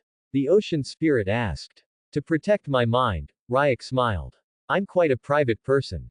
What the hell are you, Zhao, standing to the side, couldn't help but interrupt. But Ryak shut him up by bloodbending his mouth, forcing it to stay shut.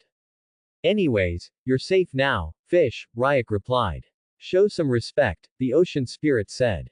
Sorry. I mean, safe for now, spirits of the ocean and the moon, Ryak corrected. What do you mean by that? The ocean spirit asked. Yes, what do you mean by, now? The moon spirit asked. Ryak took a deep breath and pointed behind him. This guy here has been conspiring with the Fire Nation to invade the North Pole. Their plan was to kill you before invading.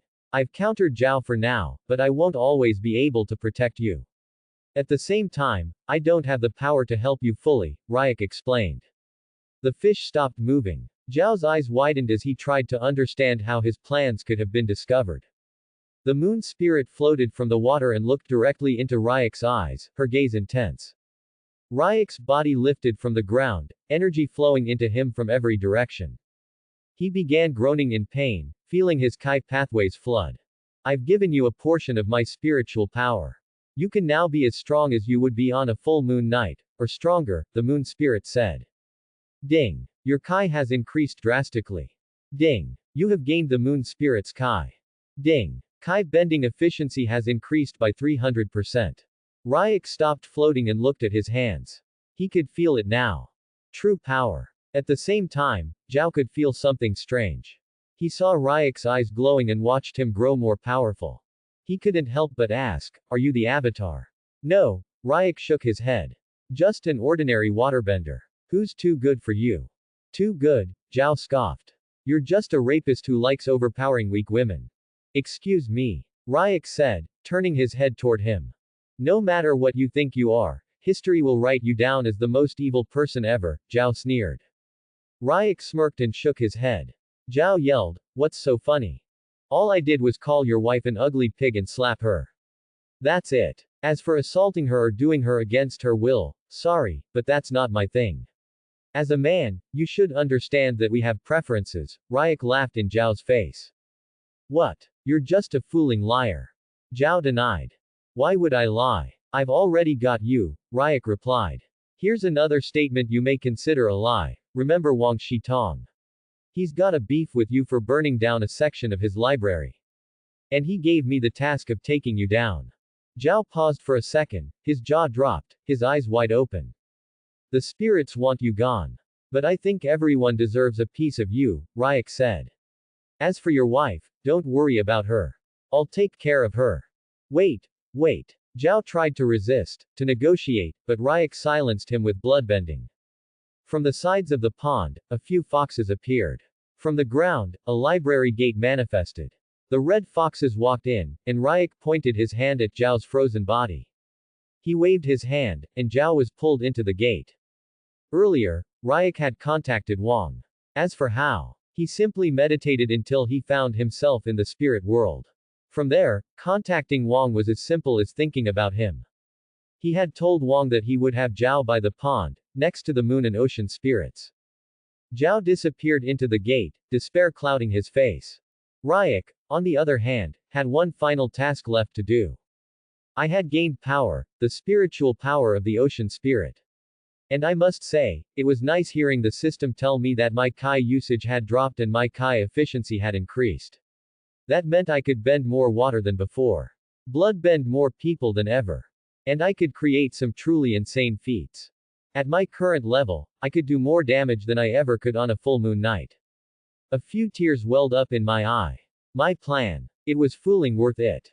And my self-esteem. Higher than a weed smoker. That's how happy I was. I rubbed my eyes. I'm so glad this worked. Now I can end this war, stop killing left and right, and just live happily, eating pizza. Maybe making crepes. Though I wonder where I could get baking powder. Shit. I shouldn't have skipped that festival. I'm hungry.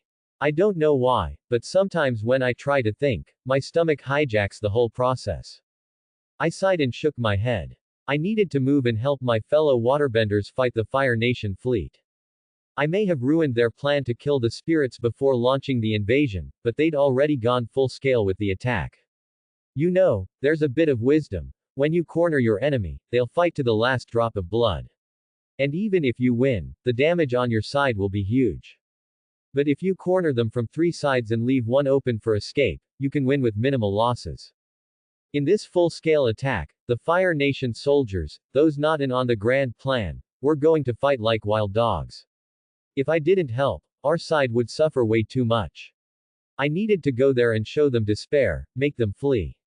And when the eclipse day came, we'd be the ones invading. I floated out of the pond and launched into the sky. Then I flew south. And by south, I meant toward the outer walls. From my vantage point, high up in the air, I saw something that made my skin crawl. Thousands of troops were fighting. Hundreds of ships were closing in on the walls. And a massive black cloud polluted the air. Looking closer, I could see people dying by the minute. The waterbenders had the upper hand, but they weren't going to come out of this unscathed. I needed to flip the tide of this war. Even the Fire Nation might appreciate it, in a twisted way. After all, they wouldn't want to win at the cost of most of their fleet. And they definitely didn't want to lose. But I wanted to win. I dove down in front of a few ships, landing hard on the deck of one. My people were in the middle of fighting soldiers in black and red armor. As I landed, every head turned to look at me. And in that instant, every enemy on the deck, except for my people, of course, was bloodbent. They collapsed, unconscious. Isn't that Ryak? One of the water tribe guys said. Mr. Ryak, weren't you supposed to be sick tonight? Another asked. I waved them off. I was just having a bad shit. Forget my health, tie these guys up. Or kill them. Whatever. Calculation complete. Plus 50k experience points. Waterbending plus 30k experience points. I raised an eyebrow. Looked like tonight was a great night for farming experience points. If I had any pity left for the Fire Nation soldiers, it vanished the moment I heard those sweet notifications. I moved from ship to ship, bloodbending their crews. I prioritized the ones where our people were fighting directly, especially those without waterbending. Helping them came first. And soon enough, the momentum shifted. Plus 50k experience points. Plus 50k experience points. Plus 50k experience points. Plus 50k experience points. Plus 50k experience points. Waterbending Express. Plus. Needless to say, I was raking in the points. And the best part, I could bloodbend huge groups of people at once. I was taking down hundreds in a single go. But the real power of bloodbending wasn't just controlling enemies. It was knocking them out instantly. That's something even the Avatar would struggle to pull off. Yeah, sure, they can level cities. But wipe out an entire army in one instant. That's a bloodbender's specialty. I floated from the 10th ship I had cleared and flew high into the sky. From above, I could see our forces starting to outnumber the fleet. 10 ships down had made a difference. Time to crush the morale of the Fire Nation fleet. I used my Kai bending to create an aura around me, blue like moonlit mist, glowing bright. Everyone looked up. And when they did, I focused.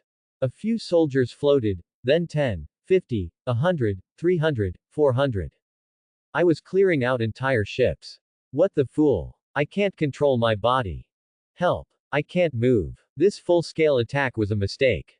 Mommy. Their screams filled the air. I thought about delivering some dramatic line. But I didn't. Because I knew it would sound cool in my head and cringe out loud. And I wasn't about to ruin this historic moment. Maybe this is what great leaders think about. But I didn't need to say anything. The water tribe handled the cheering for me. That's Ryak. The rumors don't do him justice, he's stronger than they say. Ha ha ha, nobody would believe this. One man taking on hundreds. He might not be able to take more. Let's help him finish the rest. Waves rose from the ocean, engulfing remaining ships and turning them to ice. The rest of the ships turned, retreating. I raised my hand and cracked my fingers. The ocean began to boil, steaming around the fleeing ships. They'd lose their path, and maybe crash into each other. Just wait till I finish these people, I said, as the controlled soldiers began to pass out, dropping like rain. And then, a deafening boom shook the sky. Blue light filled my vision. A high voltage current hit me. For a second, I blacked out, just enough to see the stream of lightning coming my way. Lightning, Uncle Iroh, Zuko's training. Create a Kai path to discharge lightning. I remembered. And luckily, my Kai bending was high level. I pointed upward, and the lightning discharged from my body, arcing toward the sky. For a moment, I thought I was done for. My heart pounded like war drums, loud enough to hear with my own ears. Where's the motherfooler who shot that lightning? I lowered my hand and blood bent everyone in the area it had come from, dragging them toward me through the air. When I pulled the bodies from the ship I had been shot from, living bodies, I saw a bunch of men. If anyone could do this, it would be Azula. That was the most likely option. However, when I looked more closely, I barely spotted a very attractive, big-breasted female like Bumi had described. In the midst of the panicked, controlled soldiers, one of them gathered his willpower and tried to shoot lightning at me. Before he could accumulate enough lightning, there were signs. Signs like rumbling sounds and flashy lightning snakes dancing around his body. So, I focused on the shiny man. He lost control of his body, and the lightning was discharged toward one of the ships, destroying it and setting it on fire. Of course, that ship belonged to their side. The man floated toward me. Did Daddy forgive him already? I said slowly as I looked at his face. It was a normal, handsome face, a very young man, probably in his mid-teens. He had a cold-blooded expression, as if he feared neither me nor death. He didn't have the scar that Zuko was known for. So, there was a lightning-bending user outside the royal family of the Fire Nation. Could he be Iroh's non-canon son? Or maybe the Fire Lord, desperate after learning about metal benders and dust benders, had started training a unit of lightning benders to counter them in a hopeless attempt. A hopeless attempt was simply a desperate one. It was a good sign, though. It meant that the Fire Nation was starting to admit that they were losing this war. It could just be my simple-minded assumption. But it was the best one I could come up with, other than Iroh's secret son. Who are you? I asked. Ozai is my father, and the Fire Nation is my mother, he replied, staring directly into my eyes. He didn't have an ounce of fear in them. I was actually a bit taken aback by the courage this young man showed. But what was courage, again? Acting in the face of fear. But what if there was no fear in the first place? That means you're facing a highly trained individual who's done this many times, or you're facing a special kind of psychopath. And again, the latter still feels fear, or else they wouldn't have survived this long. So, you're a highly trained secret unit by Fire Lord Ozai, I said, watching the man for the first time show any emotion. How, you wonder? I asked. Simple. If your mother is the Fire Nation, then the only possible daddy is me, because I'm the one who fools it. As for Ozai being your father and you knowing how to lightning bend, that means you're a trained assassin, probably for desperate times, to fight against dust benders. The young man's cold expression couldn't hide the slight flinch in his heart, which I could feel. The pulse in his body was unstable. I closed my fist, and the body twisted on its own. Killing Shadow Unit Lightning Bender. Plus 50k experience points. 50k. I guess lightning benders were quite overpowered in this world, after all. Nothing is faster than lightning. And it's so deadly that it could kill the avatar before he could even enter the avatar state. Suddenly, a few lightning bolts shot at me from different directions. I waved my hand, channeling my Kai, creating a curved path. The lightning that was about to strike me followed the cheese path and shot back at the senders. Plus 100k experience points. Azula was standing at a distance, eyes wide open as she watched the scene unfold. Azula was quite normal. She had felt many emotions, betrayal, love, hate. She had even felt intimidated by her father. But what she had never felt was powerlessness or fear. The man flying in the sky was simply too absurd to exist, more absurd than even the mythical avatar. From far away, she could see how their fleet was rising into the air before dropping like flies, poisoned. The men who fell into the ocean didn't have anyone to save them. They drowned, peacefully and powerlessly. Their fate was better than the ones who fell on the ships and splashed into bloody puddles.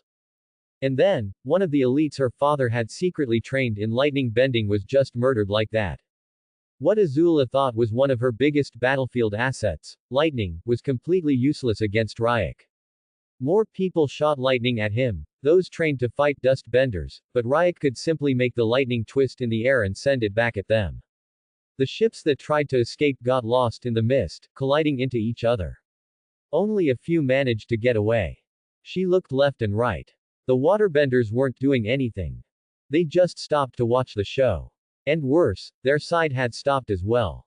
This man definitely wasn't the Avatar, since the Avatar was about justice and protecting the weak. But this man was about crushing the weak. Them. How can you defeat a monster like that? Azula muttered, her lips trembling before curling into a smile.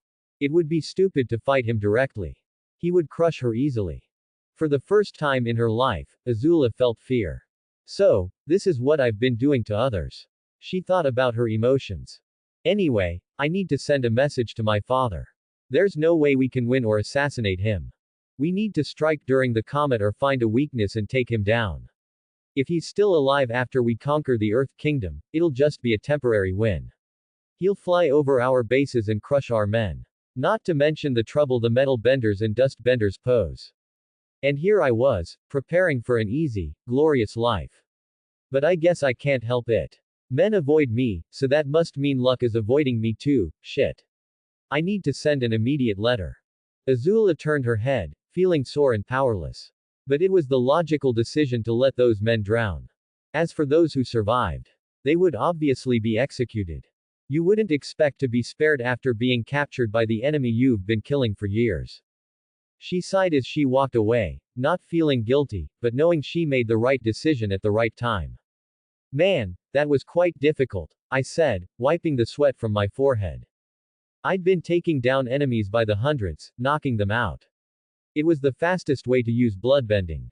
Even though I had been blessed by one of the spirits, I didn't have endless energy. I wasn't in the Avatar's league. But I had enough power and skill to handle this naval battle. I slowly floated down. As I did, I noticed there were endless bodies floating on the surface of the water. Huh, I guess the ocean spirit was helping me after all, I thought as I saw those who had drowned. Well, it was their fault. Who told them to wear heavy armor in a naval battle? It's not like they were going to be spared after being captured. I scratched the back of my head as I looked down, thinking about the new information I had. So, the Fire Nation had started spreading lightning bending to people in a desperate attempt. And since my last demonstration of power, I doubted there would be any more of them trained. The final battle wasn't going to be as easy as I had originally thought.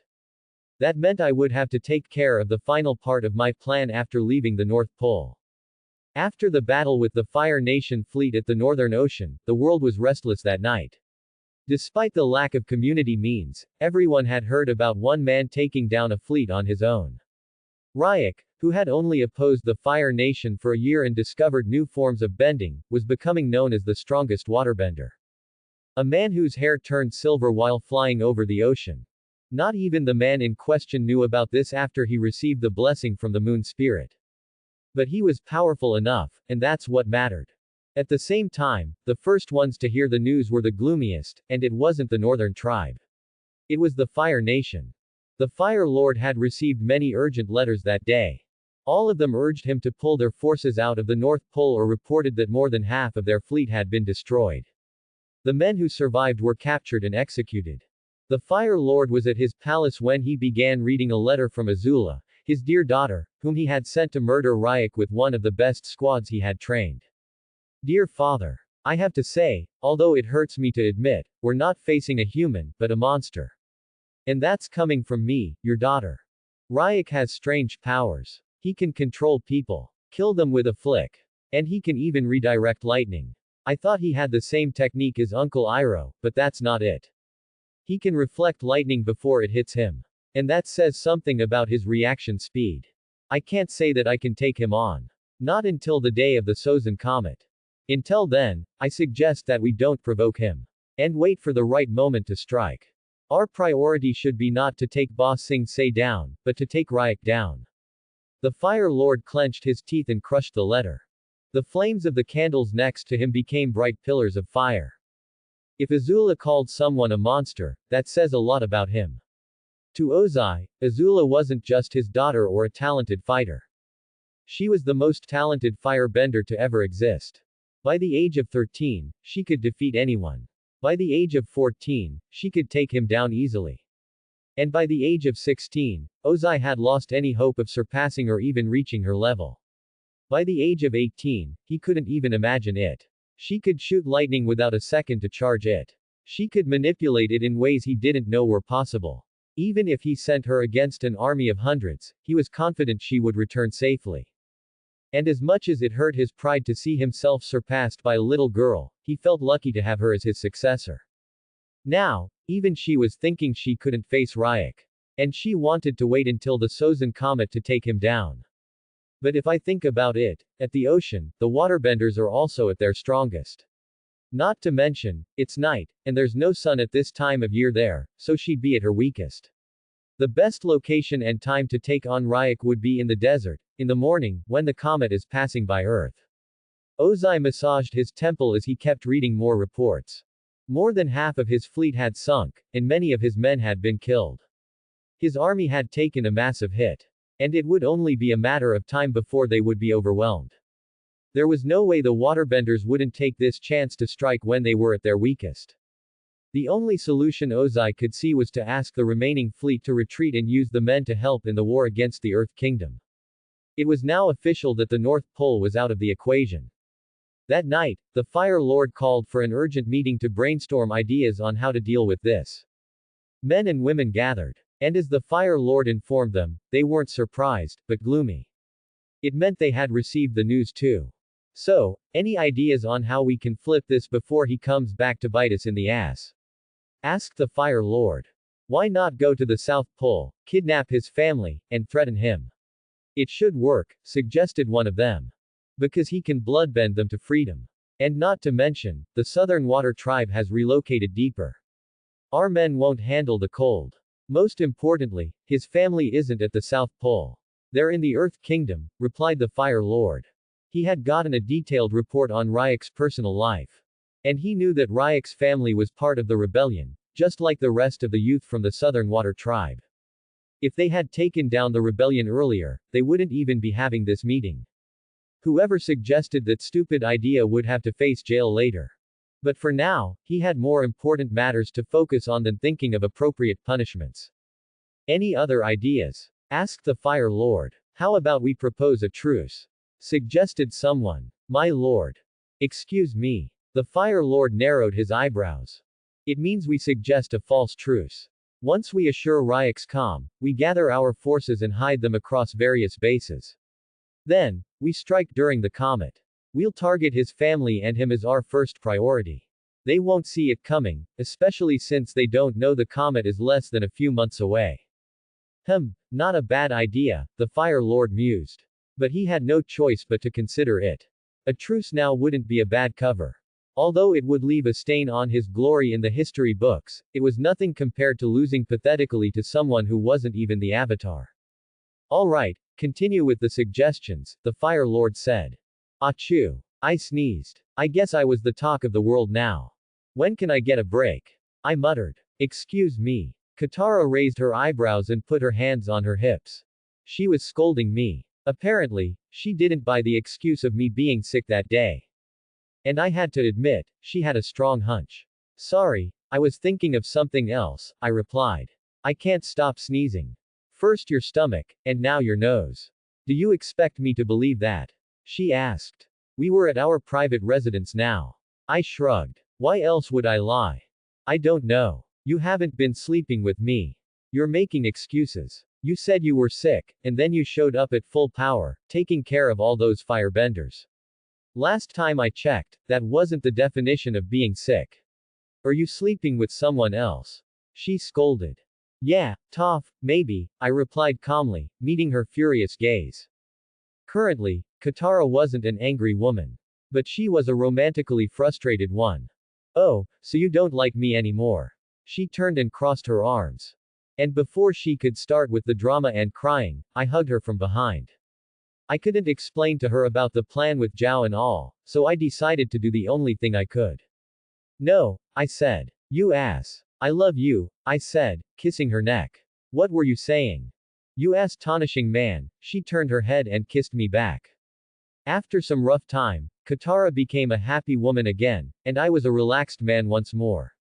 That was until my water sense started tingling. What are you doing with Sokka? Sorry, father, I was caught in the moment, and I felt something for him. Out of all men, and you're already engaged. Have you forgotten that? Hey, sir. She said we're in love. No need to force her to get. Who the hell asked you? I sat up and turned my head toward Katara.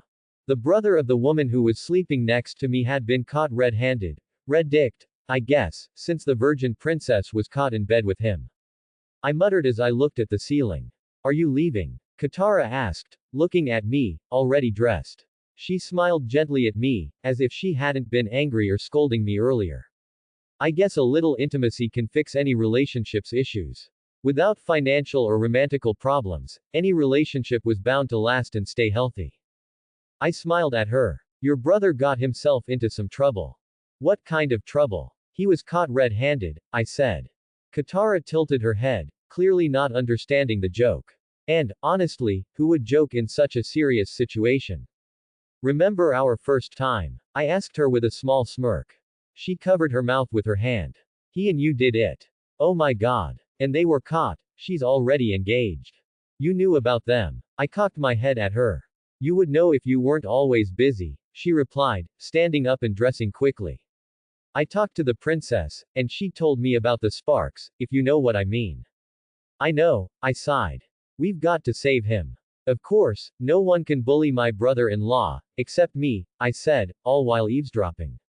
Sokka had already been captured. But no harm had been done to him. They better not mess with my brother-in-law. No. They better take care of him for the rest of their lives. Should I leave this to you? Katara said. Because if I don't, I think I'm going to twist everyone's balls. Oh, I tightened my eyelids as if I were feeling the pain already. I like it. But no. We should use this as a political advantage. What do you mean? Katara asked. Sokka is the prince of the South Pole, and she's the North Pole's princess, I explained. But, how does that make sense? What kind of prince needs his sister to wash clothes for him? Katara shook her head. A prince that no one knows about, I replied.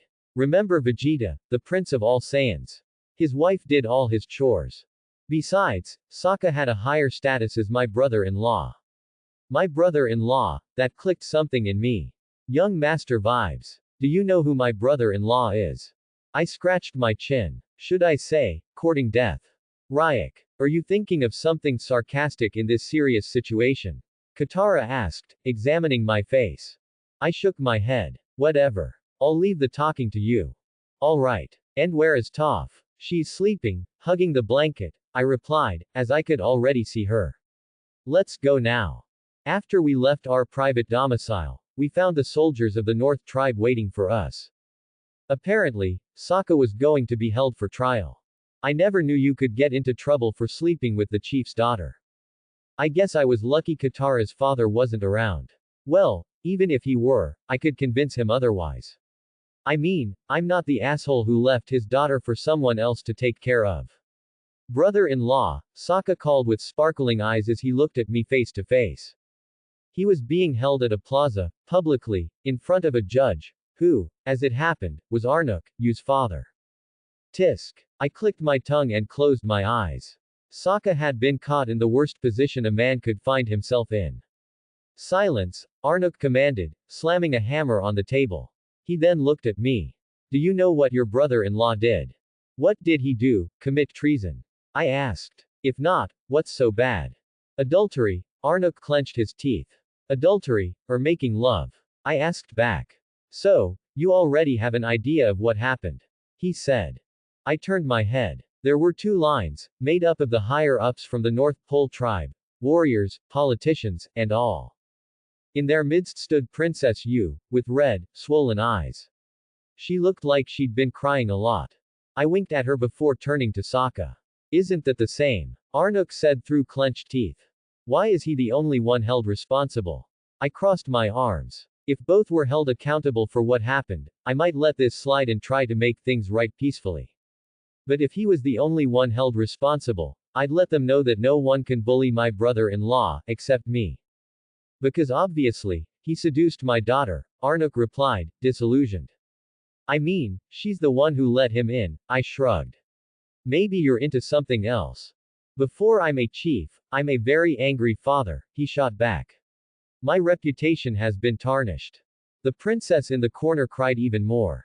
Sokka had wide eyes before looking at the ground, guilt written all over his face. If that's the case, why not arrange a marriage between them? I suggested. Sokka is the future chief of the South tribe. And most importantly, he's my brother-in-law. You know, you can win me over if you just try a little. The two lines at the sides, which had been silent, finally broke their silence. It seems to make sense. Both of them are heirs. It would benefit us politically. Since Ryak is willing to extend a helping hand, we should take it. Yes, I agree. That sounds nice. Come on, guys. After the performance I pulled off yesterday, having me related to you was more important than being a prince or a chief or anything. If anything else, I could save their lives when they needed it. On the other hand, if I got angry at them, and a word reached the Fire Nation, then, the North Pole would be doomed. Forget about punishing Sokka. If they dared, they wouldn't have to fear the Fire Nation. I crossed my arms and looked at the chief. I'm a man who's very easy to please and very easy to piss off, I said. Well, that statement had half truth and half a lie. So, your brother-in-law is willing to take responsibility, is that right? Arnuk asked, looking at Sokka. Sokka's desperate expression changed to a very pleased one. I'm willing to take care of her for the rest of my life, he said. I agree, father, you said. Her red, swollen eyes suddenly lit up. It was a sight that warmed my heart, to see two people meant to be together, finally get together. Of course, there would be a third wheel. What about me? Yelled a young man. I'm her fiancé.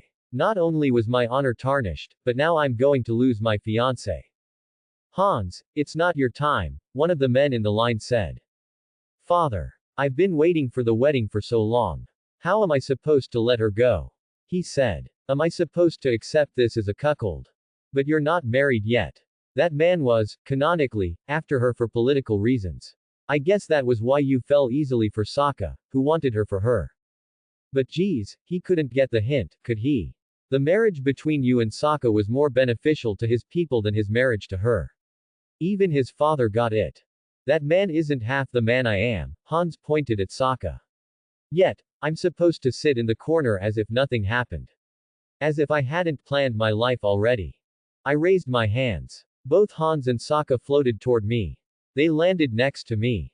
I placed a hand on each of their arms. Why don't you settle this like men? I said. In nature, our ancestors fought for women to pass their genes. Such tradition should be respected. Wait. Yu was about to say something, but I stopped her mouth with bloodbending. Hans, based on his attire, was a high-ranked warrior. Both of you are non-benders. Why don't you settle this with your fists? I said. Hans smiled widely. I agree very much. He then looked Sokka up and down, full of confidence that he could defeat him. After all, he was someone who had experienced the battlefield and trained his whole life. As for Sokka, he was just a boomerang user. But Sokka was also my student in Kai bending and martial arts. Sokka tightened his gaze and clenched his fists. I've been waiting for this, he said. It's settled then, a fight man to man. Ryak, wait, Arnok was about to object. Hush, I hushed, my finger on my mouth. The two of them will fight, and the winner will get the girl. Sokka was quite lucky to have Ryak as his brother-in-law. He'd never admit it, but after being caught red-handed, he thought he was going to face severe punishment for sleeping with the princess. They'd been celebrating their victory against the Fire Nation, and then there was a kiss. Since no one was around, they got caught in the moment, until they were caught. But it didn't matter now. Thanks to Ryak, they had a chance to get married. This is my chance. No more sneaking around and jerking. No more heartbreaks. A pretty princess and a nice home are all I want, Sokka thought as he looked at his foe. Currently, they were in the middle of a training ground, an icy yard covered in snow. Hans was cracking his fists, smirking at Sokka. Give up, skinny man. You're no warrior, Hans said arrogantly. You know what? Don't give up. I want to punish you so bad. Sokka scowled. No political gains, but only pain is what you'll get. Hans just wanted you for political reasons, which is why you had been into him in the first place.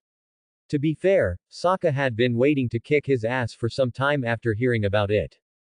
Ryak, standing to the side, raised his hand and waved it down. Start, he said. Hans walked toward Sokka, jumping into the air and aiming a punch at him. Sokka raised both hands to block. He had to admit, the fist was heavy. But thanks to his Kai bending technique, Sokka tightened his defenses, staying sturdy and feeling no pain. I'm still new to this. But I've been training hard in martial arts. There's no way I'll lose. Loud cheers erupted from the sides. Ryak, stepping to the side, cheered as well. That's it, Sokka. Go for it. If you don't, Hans will do to the woman you love what you did tonight. Sokka could only respond with a frown to Ryak's usual teasing. But this time, Ryak had a point. Just imagining it made Sokka's blood boil. He's godfool right, Hans smirked. I'm going to kill you, Sokka clenched his teeth. He wasn't going to literally kill him, just put him at death's doorstep. Sokka channeled all his Kai into his body. Hey, that's quite dangerous, Ryak commented from the side as he saw what was happening. Sokka didn't care and dashed forward.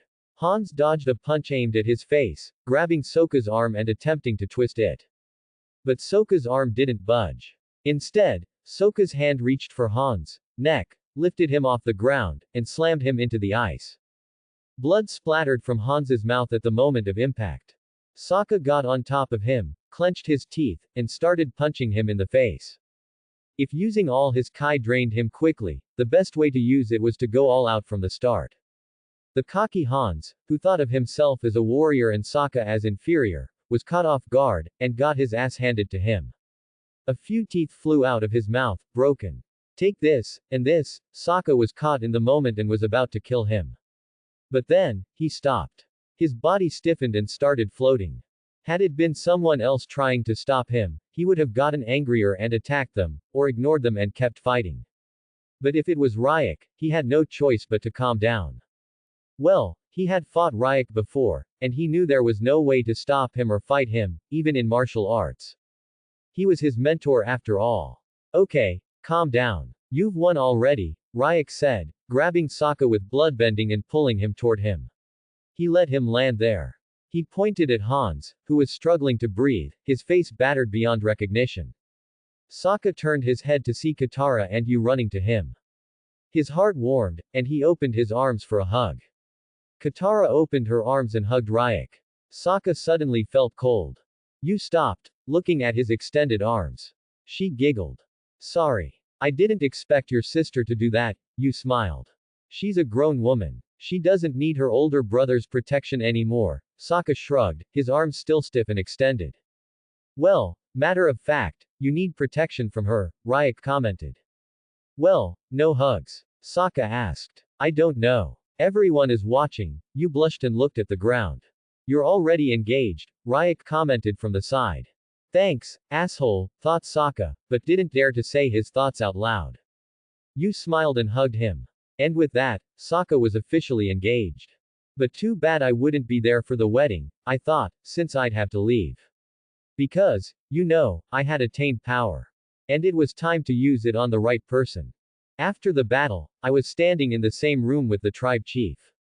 So, why didn't you punish Sokka earlier and waited for me, acting all cocky at first? I asked Arnok, arms crossed. He stood in front of me, smiling forcedly. You caught me, he said. Sorry for how rude I was out there, but I had to put on an act in front of the tribe. You wanted Sokka to marry your daughter, I asked, concerned. And my tone was really genuine. You don't want Sokka to marry your daughter. You want other people's daughters to marry Sokka, like I had done. You had been quite depressed. And I noticed how they looked at each other at first, so I waited for something to happen. Though, I must say, I almost killed him when I caught them in the act, he said. You know, being caught isn't the definition of the crime, I replied. We're all criminals, in secret. But someone has to take responsibility, he said. Anyways, what will you do at the wedding? The wedding. I tilted my head. Yes, we're going to get them married as soon as possible. I'm not going to let your brother-in-law off after what he's done. He can forget about escaping responsibility, Arnok said in a threatening tone. He's a good kid. Just don't smile too often at him, and act like an overprotective father. He'll learn to respect you that way, I said. Don't smile too often and act overprotective, that's how Sokka was treating me while traveling with me and his sister. Just like he gave me a headache, I was trying to make his in-laws give him one. You know him well. I guess I'll do that, Arnok nodded in approval. I think I started to like him. We're going to have some fun making someone's life difficult. Just for the laugh of it. So, you're attending as the honored guest? Asked Arnok. I'm afraid I have to decline, I replied. Why is that? He tilted his head. Is there something you don't like? Now that the war at the North Pole is over, it's better for me to get back to the Earth Kingdom and help with the final steps, I replied.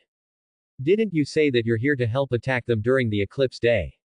Arnok asked, visibly confused. I shook my head. That was the initial plan. But now things have changed. The Fire Nation wouldn't stay here after losing more than half their fleet. They would focus on what they could attain. They would reinforce their forces in the Earth Kingdom, I replied. That's just a possibility. There's no way the Fire Nation would give up easily after 100 years. If I knew them well, the only thing they would do is send more forces. It's not like the first time we delivered them a fatal blow, said Arnok. I disagreed. But it's the first time I delivered a fatal blow. Arnok paused for a second. Then he got it. Oh, I see how that makes sense, replied Arnok. Sir. The door suddenly opened, and a man in guard attire entered. Shouldn't have asked for permission first before entering, Arnok grimaced at the guard. Sir. The guard was shaking as he spoke. The fleet of the Fire Nation has been spotted leaving through the Southern Ocean. I tilted my head. We're at the north, so we call the Northern Ocean the Southern one, the guard clarified to me. Thanks, I replied. Arnok looked at me with wide open eyes. You hit the nail. It's still just a theory. I don't know what the Fire Nation will plan next, I said. Maybe going after my family to kidnap them. Maybe trying to find a weakness. Ask a shaman to curse me to death, who knows? I shrugged. Forget about it for now, Arnok smiled widely. It's time to celebrate. You're the main man today. Yeah, the guard interjected. Everyone is celebrating. And your stomach seems well. Let's get going. I looked at the guard blankly. Sure, I said, wondering what kind of balls of steel the guard had to speak like that without permission in the presence of the chief. And he even talked to me as if we were old buddies, saying that my stomach is well. But I decided to let it go. It's not like that world wasn't already full of people like him. But I wondered how the chief was letting it go. I guess Arnok was just too happy to even care. After all, a war that lasted many generations had ended from their side, and they were free to roam their waters without being surrounded by the Fire Nation fleet. The North Pole would have more access to commerce routes. They would have more stuff, more money, and better food. Their lives would get better. So, of course, they were excited. And Sokka would have his happy ending, having a pretty wife and living as a prince on this continent. And I would have finally gotten rid of him. I felt like I had entered college again the moment I stepped out of the chief's place. Loud cheers erupted from every direction. Men were running naked in the street, holding liquor and throwing it on anyone. Those soldiers were truly restless. On the roof of a building, I saw someone holding a barrel of alcohol and pouring it down, where a waterbender used his power to send it directly to someone's stomach, violating the swallowing process. I rubbed my eyes and decided to use my extrasensory sense. Man, I had to say, Toph was lucky her power didn't work. Because the moment the war was announced over, everyone started breeding. And the worst part was, I could see a lot of it. That was too much detail. Could I deactivate my levels temporarily? I guess not. I should focus on something else. I walked to where I sensed Katara and Toph, with Sokka and Yu. I guess they were having a group meeting without me. I opened my arms and placed both hands on Toph and Katara's shoulders, surprising them from behind. Look at the kids, happy and celebrating, I commented. They're just finally relieved that the war is over, you said, holding Sokka's hand. I looked at Sokka. My man was truly a happy man. Since when are you acting like you're older than them? If anything, you're one of the youngest, Toph commented. I'm 2 years older than you, kiddo. I placed my hand on her hair and messed it up. She shivered. Anyway, when are we leaving? Why? I asked. Aren't you happy here? Happy my ass. I prefer to live by a hot spring, she commented. Look at it here. There's nothing but ice, snow, and drunk people. And everyone here looks like you. I shrugged. Same tribe. I'm just wondering. Although you're the same tribe, why are you standing at the 2 farthest points on the whole planet?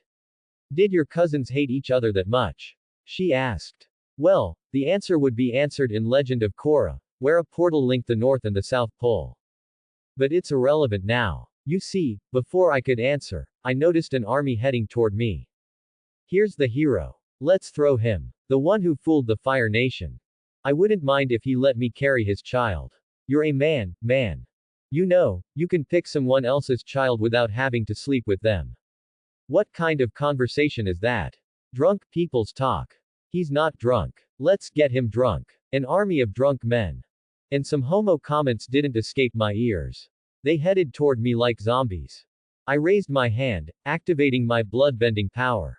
They stopped. Toph hid behind me. Katara did the same. You had a cringe expression. I guess an army celebration wasn't a place for ladies to exist. Sorry, guys. You've got the right to celebrate, but I have a job that must be done, I said. Come on. You're not leaving today, Mr. Ryak, whined someone. Unfortunately, I am, I replied with a forced smile. I wasn't a party man. I may look young, but I've lived a whole life before, though I didn't get very old, but I had a lot of experiences.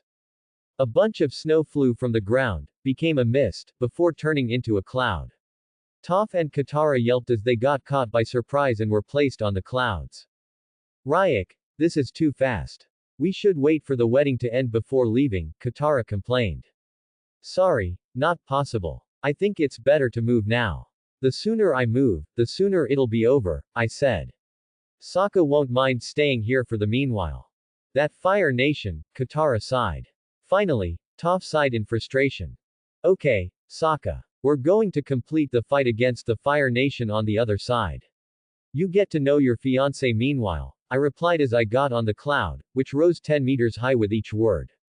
Ryak, you can't leave me behind. That's what I expected Sokka to say. But he smiled and waved his hand. Take care of Katara. I hope to see you in good health, he said with a wide smile. Man, leaving Sokka behind and seeing him happy didn't feel right. I would have withdrawal symptoms if I let it on like that. Hell yeah I would, I said as I grabbed Katara and kissed her. Sokka frowned, his face twitching, and a big wide smile spread on my face as Katara kissed me back. Now, I was at peace and ready to finish my fight. I looked at the bright sun. The morning shone brightly on me, and I enjoyed the hot cold breeze. Currently, I was above the clouds, flying with Katara and Toph. Did we really have to leave my brother behind? Said Katara, biting her nail. It had been a few days already since we left the North Pole, yet Katara was still quite worried about her brother. Sokka may pride himself as the stronger older brother who protects his little sister. But in fact, Katara considered herself the one protecting him, since she had the power to bend water. She had never told him, though, because she was afraid of hurting his feelings. I know what Ryak will say. Toph waved her hand energetically, trying to impersonate me. For the 20th time, Katara. He's the happiest one to be left behind. I know. That's why I'm afraid. Maybe you and he weren't serious, and we forced them on each other. I should have stuck around to see how things would have gone, Katara replied. Toph continued trying to impersonate me. Are your sister-in-law instincts activated already? Let them have their honeymoon first. Ryak, I can't believe you'd say something like that to me after all we've been through, Katara shouted at me. Don't be oversensitive, Katara, replied Toph in my stead. I looked at them with my jaw slightly dropped. Katara was staring deep into my eyes. To be fair, Toph was the one to talk, not me, I said. She only got one reply right. But she was too good, Katara replied. Is that what you'd say? I stood up on the cloud. If this continues, I'm going to throw myself off. Toph, who was lying on her back, said, we all know you can fly, so no harm will come to you. I clicked my tongue. Did she have to be so smart? Katara chuckled. See, in the last few days, flying on a cloud south over a large ocean came with a cost called boredom. So occasionally Katara would make drama, Toph would tease me, and I would either tease them back or react like that. Luckily, it was about to be over as I spotted a large city in the middle of a mountain range. I paused the cloud for a second. Oh my god, Katara exclaimed. She looked down from the cloud, clearly confused. What's going on? Toph looked down as well. She had good eyesight now but hadn't yet linked all the concepts to her vision. You see there. Katara pointed. There's a huge crowd and many tents around the mountain range. Omashu is so crowded that people have to stay outside. There's a good reason for that, I commented, thinking it over. What's the reason for all these people gathering? Maybe the rebellion against the Fire Nation is gathering in one place. The people my dust benders and metal benders freed, perhaps. Or maybe they were summoned by Bumi before the eclipse day to discuss a plan. Or maybe something else happened, and they gathered for that. I needed to get in as fast as possible to find out. XXX. I arrived at the palace as quickly as I could. The guards, as if expecting me, let me in without many questions. I guess I'd left a very good impression on them to be remembered. Well, it's not like it was easy to forget, Nutcracker, anyway. I arrived at the main hall. Many men dressed in White Lotus Order robes were sitting around a table. Men in High Earth Kingdom military status outfits were present as well. Sitting at the highest seat was Bumi, the Mad King. He smiled widely at me. You have taken your time, Bumi said. Congratulations. Congratulations on what? I asked, raising my eyebrows. On your victory against the Fire Nation fleet, Bumi said. Hold on a second. I raised my hand as everyone looked at me. I get that the Fire Nation has their ways of making news travel fast. But how did you find out? I mean, not even the fleeing Fire Nation fleet had arrived in the Earth Kingdom before me. After all, they couldn't fly like I could. Sure, they had engines and all, and they were fast, but there's no way they could be faster than a flying man. Well, it's not that difficult, especially if you can take their birds down, said Bumi, smiling widely. Besides, their bases get the news, and we have our spies. At first, I thought I was going crazy when I heard the news of you drowning a fleet all on your own. I pointed at Bumi. You think you're crazy. I'd say this is the first sign you're getting better. Ha ha ha, Bumi deadpanned as he tickled his armpit. You're so funny. Sure. I shrugged. So, you guys have been preparing for a meeting. We were about to wait for you for a few weeks before starting, but you have your own way of traveling fast. So I guess we can start now if you don't need a break. Bumi gestured. But before that, why don't you greet your seniors? I see. Greetings seniors. Greeting junior. Greetings. The people from the White Lotus Order greeted me one after another. Should I mention that I was the youngest one here? I took a seat, which happened to be in a rather isolated spot. So, you were about to wait for me for a few weeks. I said. The eclipse would be over by then, and the whole plan would be overthrown. That's the thing, Boomy raised his hand. That was the original plan. But we've been pushing back so hard, reclaiming many cities, and raising many dust benders and metal benders. The odds have turned in our favor. And recently, after your display of power, the Fire Nation suggested a peace treaty, asking for a few months to pack and leave.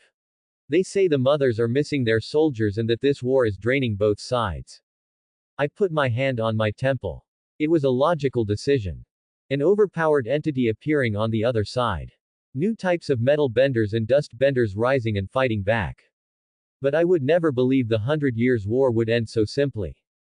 And what did you guys say? I asked, getting a good hint of why I was here. Some of us objected, saying it's a scheme from the Fire Nation.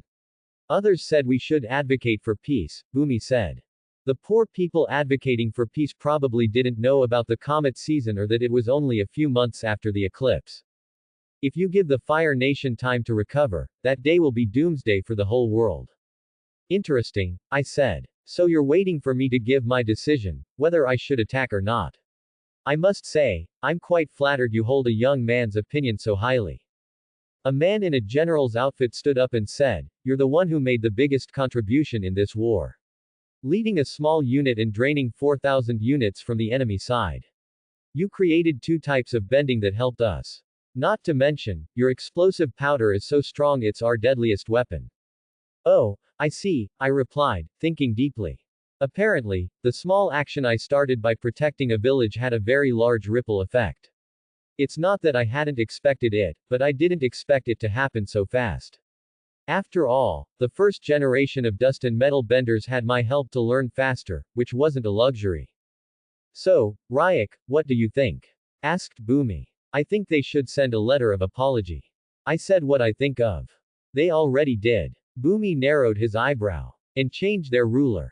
Pass the throne to that gentleman over there. I pointed to a half-bald man who was the only one drinking tea in the meeting room.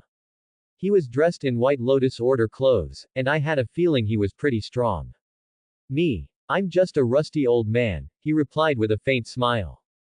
Yeah, that faint smile confirmed my guess. Had it been anyone other than the Fire Lord's brother, they would act surprised, point fingers at themselves, laugh, or show any reaction except saying they're rusty old people. But Iroh would simply assume I didn't know him because we had never met. And it was a very valid point. Come on, Iroh. We're both members of the same organization. Of course, I've heard of you. You're on my no-kill list. I put my elbows on the table and clasped my hands. He got you there, Iroh. Yeah, I think this young man is a smart one. The remaining members of the White Lotus Order chuckled and teased Iroh, who simply smiled. I thought the fact he revealed himself and attended this meeting meant this war was about to end. What do you think, Prince? I asked the Fire Lord's brother. I think you're quite sharp. You should spend time with my nephew. He could learn a thing or two, said Iroh gently. I mean, what do you think about this whole situation? Should we take the peace offer? I asked. I usually preach peace. But I know my brother, and this is just a scheme of his, said Iroh, confirming my guess. I never trusted Ozai to be anything but a backstabbing murderer. In the original timeline, after the Avatar defeated him, the Fire Lord took the chance of Aang not looking at him to try and kill him, a child who had just spared his life. Okay, I think no one knows the Fire Lord better than his brother, I clapped my hands. I'm against peace with the Fire Nation. Then you should make a public speech about it. Boomy waved his hand nonchalantly. Why me? Aren't you the king? I asked Boomy. The people would think I'm crazy, Boomy said dismissively. And they wouldn't take me seriously. You, on the other hand, are a different story. Go ahead, just say what's on your mind. To face thousands, tens of thousands of troops and give a speech. It was scarier than facing the whole Fire Nation fleet. I mean, what if I made a grammatical mistake? What if I messed up? What if I had an itchy cheek and scratched my face? That would go down in history. Why is my cheek starting to itch? Boomy's smile grew wider and wider. That old man, I was certain he was trying to get back at me for ruining his little test back when I visited Omashu. I smirked at him. Bring it on, I said. Public speeches were scary. But not more terrifying than asking your crush out, which I had done. XXX. Standing at the highest point of Omashu, I observed the crowd surrounding me. Usually, in a situation like this, you'd see citizens, but in my case, it was freedom fighters. Since the Earth Kingdom was resisting the Fire Nation, everyone here was a freedom fighter. Soldier, citizen, child, woman, or man. Everyone was in this together, except the cabbage guy who only cared about cabbage. Ladies and gentlemen, I cleared my throat, and everyone quieted down to hear me. I decided to be honest and speak my thoughts. The Fire Lord Ozai, as many of you know, has proposed a truce. And I believe many of you are tired and want peace already. But has anyone here thought about why he wants peace? I believe many of you have been imprisoned and used as slaves in their bases. Many of you have worked hard to pay high taxes that have gone to pay the men who killed your families, stole your land. After treating us like slaves for hundreds of years, they want peace. Many were looking down or straight into my eyes. And I could read their minds, not because I have special powers, but because it was obvious on their faces. They agreed with me. The only reason I can think of is that they are losing. And now, they want peace. For God's sake, if we let them off this time, they won't think twice before messing with us again. I believe they shouldn't leave on their own terms. They should leave on ours. Who agrees? Yeah, let's kick them out. It was no longer calm. I shouted, let's make them pay for what they did. After we kick them out, then we'll lay down our terms of peace. If they want peace, they'll have to compensate us for the damage they've done. A fooling 100 years. For 5 generations, they've been draining us, and they should pay. And most importantly, I won't negotiate with Ozai. If they want peace, make someone else rule. But for now, we will do one thing, and that's a total raid on the day of the eclipse. So get enough sleep, because you're going to win your freedom with your own hands very soon. Apparently, public speeches weren't scary when everyone agreed with you. And it gets better when they shout loudly. Seeing everyone look at me admiringly, I fought back a blush. But I had to keep the image of a strong leader. So I did. Amid the shouts, I raised my hands. I guess I got everyone fired up for the semi-final battle. In the original timeline, they had planned to use the eclipse to take over the Fire Lord's palace, which failed miserably since Ozai had countermeasures ready.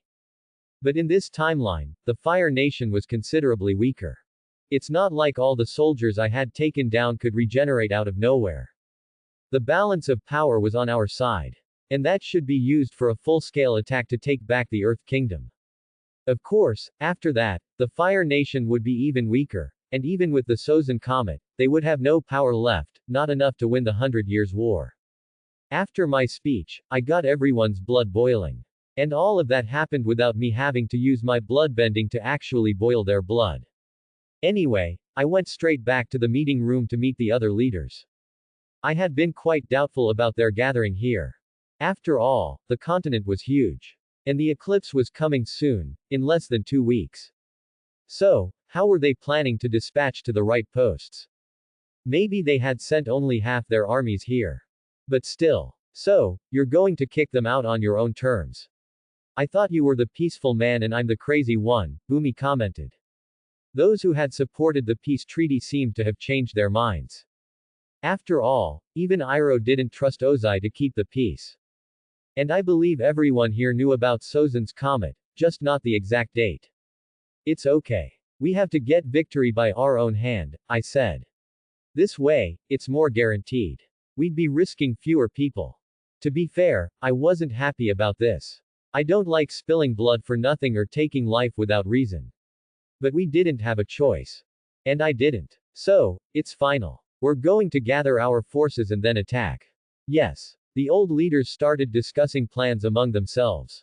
A very large map was placed on the table, with spots labeled as occupied.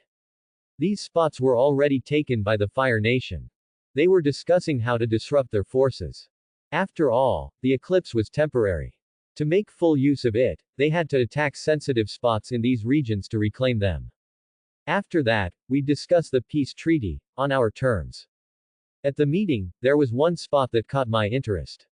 It was the farthest west, and I suggested I take it on alone. Some, of course, objected. But I said I had full faith in myself. Besides, with my bloodbending, I didn't have trouble facing hundreds of benders, let alone weakened firebenders. Reluctantly, they agreed to let me go alone. And I was quite excited to do so. After gaining a lot of power, I still had more to gain. I had earned a huge amount of experience points, and my waterbending was ready to level up. And you know my system, with each level up, not only do the requirements shoot up exponentially, but so do the gains. I wanted to test them. Alright. I placed my hand on the table. Now that my role is clear, I'm going to rest. Are you sure? Boomy waved his hand. Many people want to meet you. It's better to stay here and then go directly to your room. Don't worry. I shook my head. I can get away whenever I want. Besides, no one would recognize me. You literally gave a speech to everyone, and you expect them to forget you? Boomy asked. I reached into my pocket and grabbed something out of storage, a pair of glasses. I put them on. Here, no one would recognize me. Besides, everyone saw me from a distance, not up close, I said. You expect something like this to work. And here I thought you were smart. Wait, why do you look like a different person, an intelligent, trouble-free peaceful man? He said. I smiled, lips twitching. That old man was testing his luck. Calling me different by saying I look smart and peaceful. Isn't that just another way of saying I'm usually an idiot and troublemaker? Maybe he thinks I'm too stupid to understand that. Yeah. But on you, you'd still look like a crazy old man, and I wonder how you became king in the first place. But no one questions a crazy man and expects an answer, I replied calmly. Then I walked away. A few chuckles echoed here and there. Boomy sighed. No need to be mean. I got out through the large door and made my way through the great hall, then slipped out of the palace by the back door. Ryak, is that you? A familiar voice called. I stopped and turned to see Haru waving at me. Next to him were a bunch of middle-aged men and women, the people I'd fought my first big battle with. It's you guys. I smiled and waved. When you heal their brains twice a day for a week, you get to know everyone, like I did. Man, no wonder my social battery's been drained lately. Thanks to these people, I've been exhausted. Haru rushed to hug me, but I extended my hand and shook his instead. Come on, no hugs. It's just a bro thing, Haru laughed. Yeah, I replied. It's been a long time.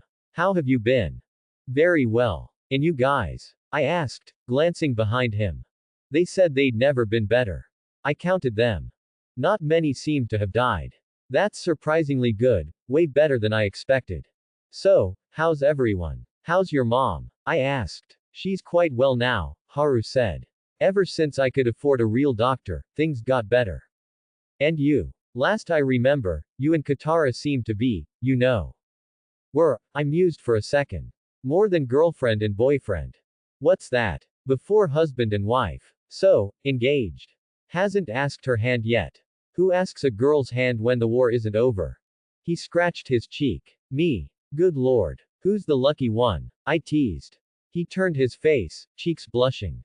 Man, it's funny teasing a shy guy. Some village girl I met on the road. Sure, don't forget to invite me to the wedding, I teased. You'll never be forgotten, he smiled. It's not something to be embarrassed about. I kept chatting with the rest of them, but since I was on a tight schedule, I excused myself. Sir Ryak, you have visitors, a soldier said as he welcomed me. Who? There's a bunch of people with the same tribal features as you, asking to meet you and Katara, claiming to be your family. Oh. I tilted my head, suddenly remembering. See, our families left us in the tribe to join the rebellion against the Fire Nation when I was 10 or 11. That's about 7 years ago, I guess. They didn't get kidnapped by the Fire Nation yet. Smart of whoever got them here, I said calmly, stretching my hands up. I walked with the guard to the guest room. On one side, I saw Katara talking with an older man, the South Tribe chief, and also her father. Suddenly, for the first time in my life, I felt bad for leaving Sokka behind at the North Pole. But on the other hand, Katara looked happy and talkative. Ryak, an almost familiar voice called me. I turned. It's you, said a manly voice. A man in his 40s who looked similar to me said. Dad. I tilted my head. Remember. I hadn't simply taken over this body. I'd just reawakened my memories from a certain point in my life, and I couldn't ignore my current life memories. Next to the man who was Dad, there was a woman in her 30s, I believe my mom. A blue-eyed, tanned woman who looked in good shape, fitness-wise.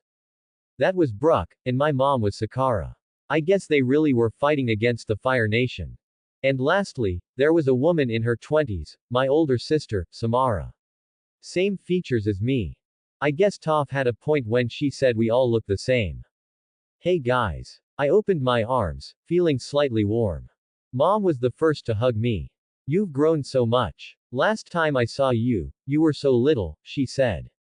And you still look the same, I replied. A smack landed on my back. Look at him, acting tough all of a sudden, as if he'd just seen us yesterday, said my dad, tears filling his eyes. I don't know if he expected me to cry. In my previous life, I was a very tough man who didn't cry even when my girlfriend broke up with me. Don't get me wrong. I felt happy and relieved to see them safe. But I wasn't very emotional in the first place, and even the smallest amount of emotion is enough. I'd been tempered by hundreds of kills and fights. I'm just glad to see you all healthy. Then I looked at my sister. All of you alive. Though, I'm quite upset to be left behind. And you think we were having fun? She asked. Not really. So, anyway, what have you been up to? Dad asked. I sat with them, and we talked about various topics. I was asked about the people back in the Southwater tribe. Apparently, every adult from my tribe was present at the palace, except those in the South Pole, and Sokka. Man, I felt so bad. But it was a heartwarming meeting. I got to meet Katara's father, who then asked me about Sokka and why we left him behind. I only replied that I didn't want to disturb his honeymoon, hoping he'd say, my boy became a man before I realized it. When are you going to become a man? And I simply replied, that happened a long time ago. Oh, who's the lucky one? He asked excitedly. You know, man, when you leave a woman with a man for 7 years alone, her brother doesn't count, I smiled. Don't worry about that, let's focus on the war for now. Ha ha ha, you're thinking like a leader. Maybe you want to become chief after me, he asked. Was he passing me the tribal chief title, as his son-in-law? We'll talk about that later, I smiled widely. You little rascal, he said. You better not have hurt my daughter yet. Dad. Katara, standing nearby, yelled while blushing. I'm trying to protect you. I can protect myself. Seeing the father and daughter about to argue, I stepped aside quickly and said, I'll go to the meeting room. Then I left quickly. It was already getting late. Time had passed very quickly while meeting all these people. Most were already getting into bed. I walked to the main hall, where I met Boomy, who was still awake. Hey, old man, I called. Come back tomorrow, he said nonchalantly. Don't miss your bedtime, young man. To be fair, I didn't need much sleep at all. I wouldn't be able to sleep if you don't tell me one thing, I said. What's that? Most of the armies have gathered here. How are you planning to disrupt them in time? I said. We're on a tight schedule. That's why you shouldn't have left the meeting earlier, he sighed. But to my defense, I only left 3 hours after it started. Boomy continued, we met a group of geniuses who had been working with the Fire Nation. After we freed them, they offered their inventions to us. One of these inventions is a ship that can fly. So the airships, which canonically should belong to the Fire Nation, now belong to the Earth Kingdom, or to the Order of the White Lotus. Why aren't you surprised? He asked. I'm so tired of meeting so many people I can't even form expressions, I deadpanned. Makes sense, Boomy said. And don't make too many expressions. You'll look older quickly. I know. I replied. So, these airships, what are they? A ship linked to a huge balloon with a fan behind it. How did you know? Boomy asked, surprised. I guess I read about something similar in Wang's library, I replied. So, you found the legendary library. Good, good. I told you about the eclipse after I found it. Now you mention it, I remember, Boomy replied. Sometimes, you never know if Boomy is pretending to be dumb or genuinely is. But he's one of a kind, a schemer and a very patient man. Anyway, it's about to be over, I said. I don't know about that. Is there something wrong? By something wrong, do you mean a waterbender deciding to go to the most dangerous location on his own and conquer it? He asked. Thanks for watching.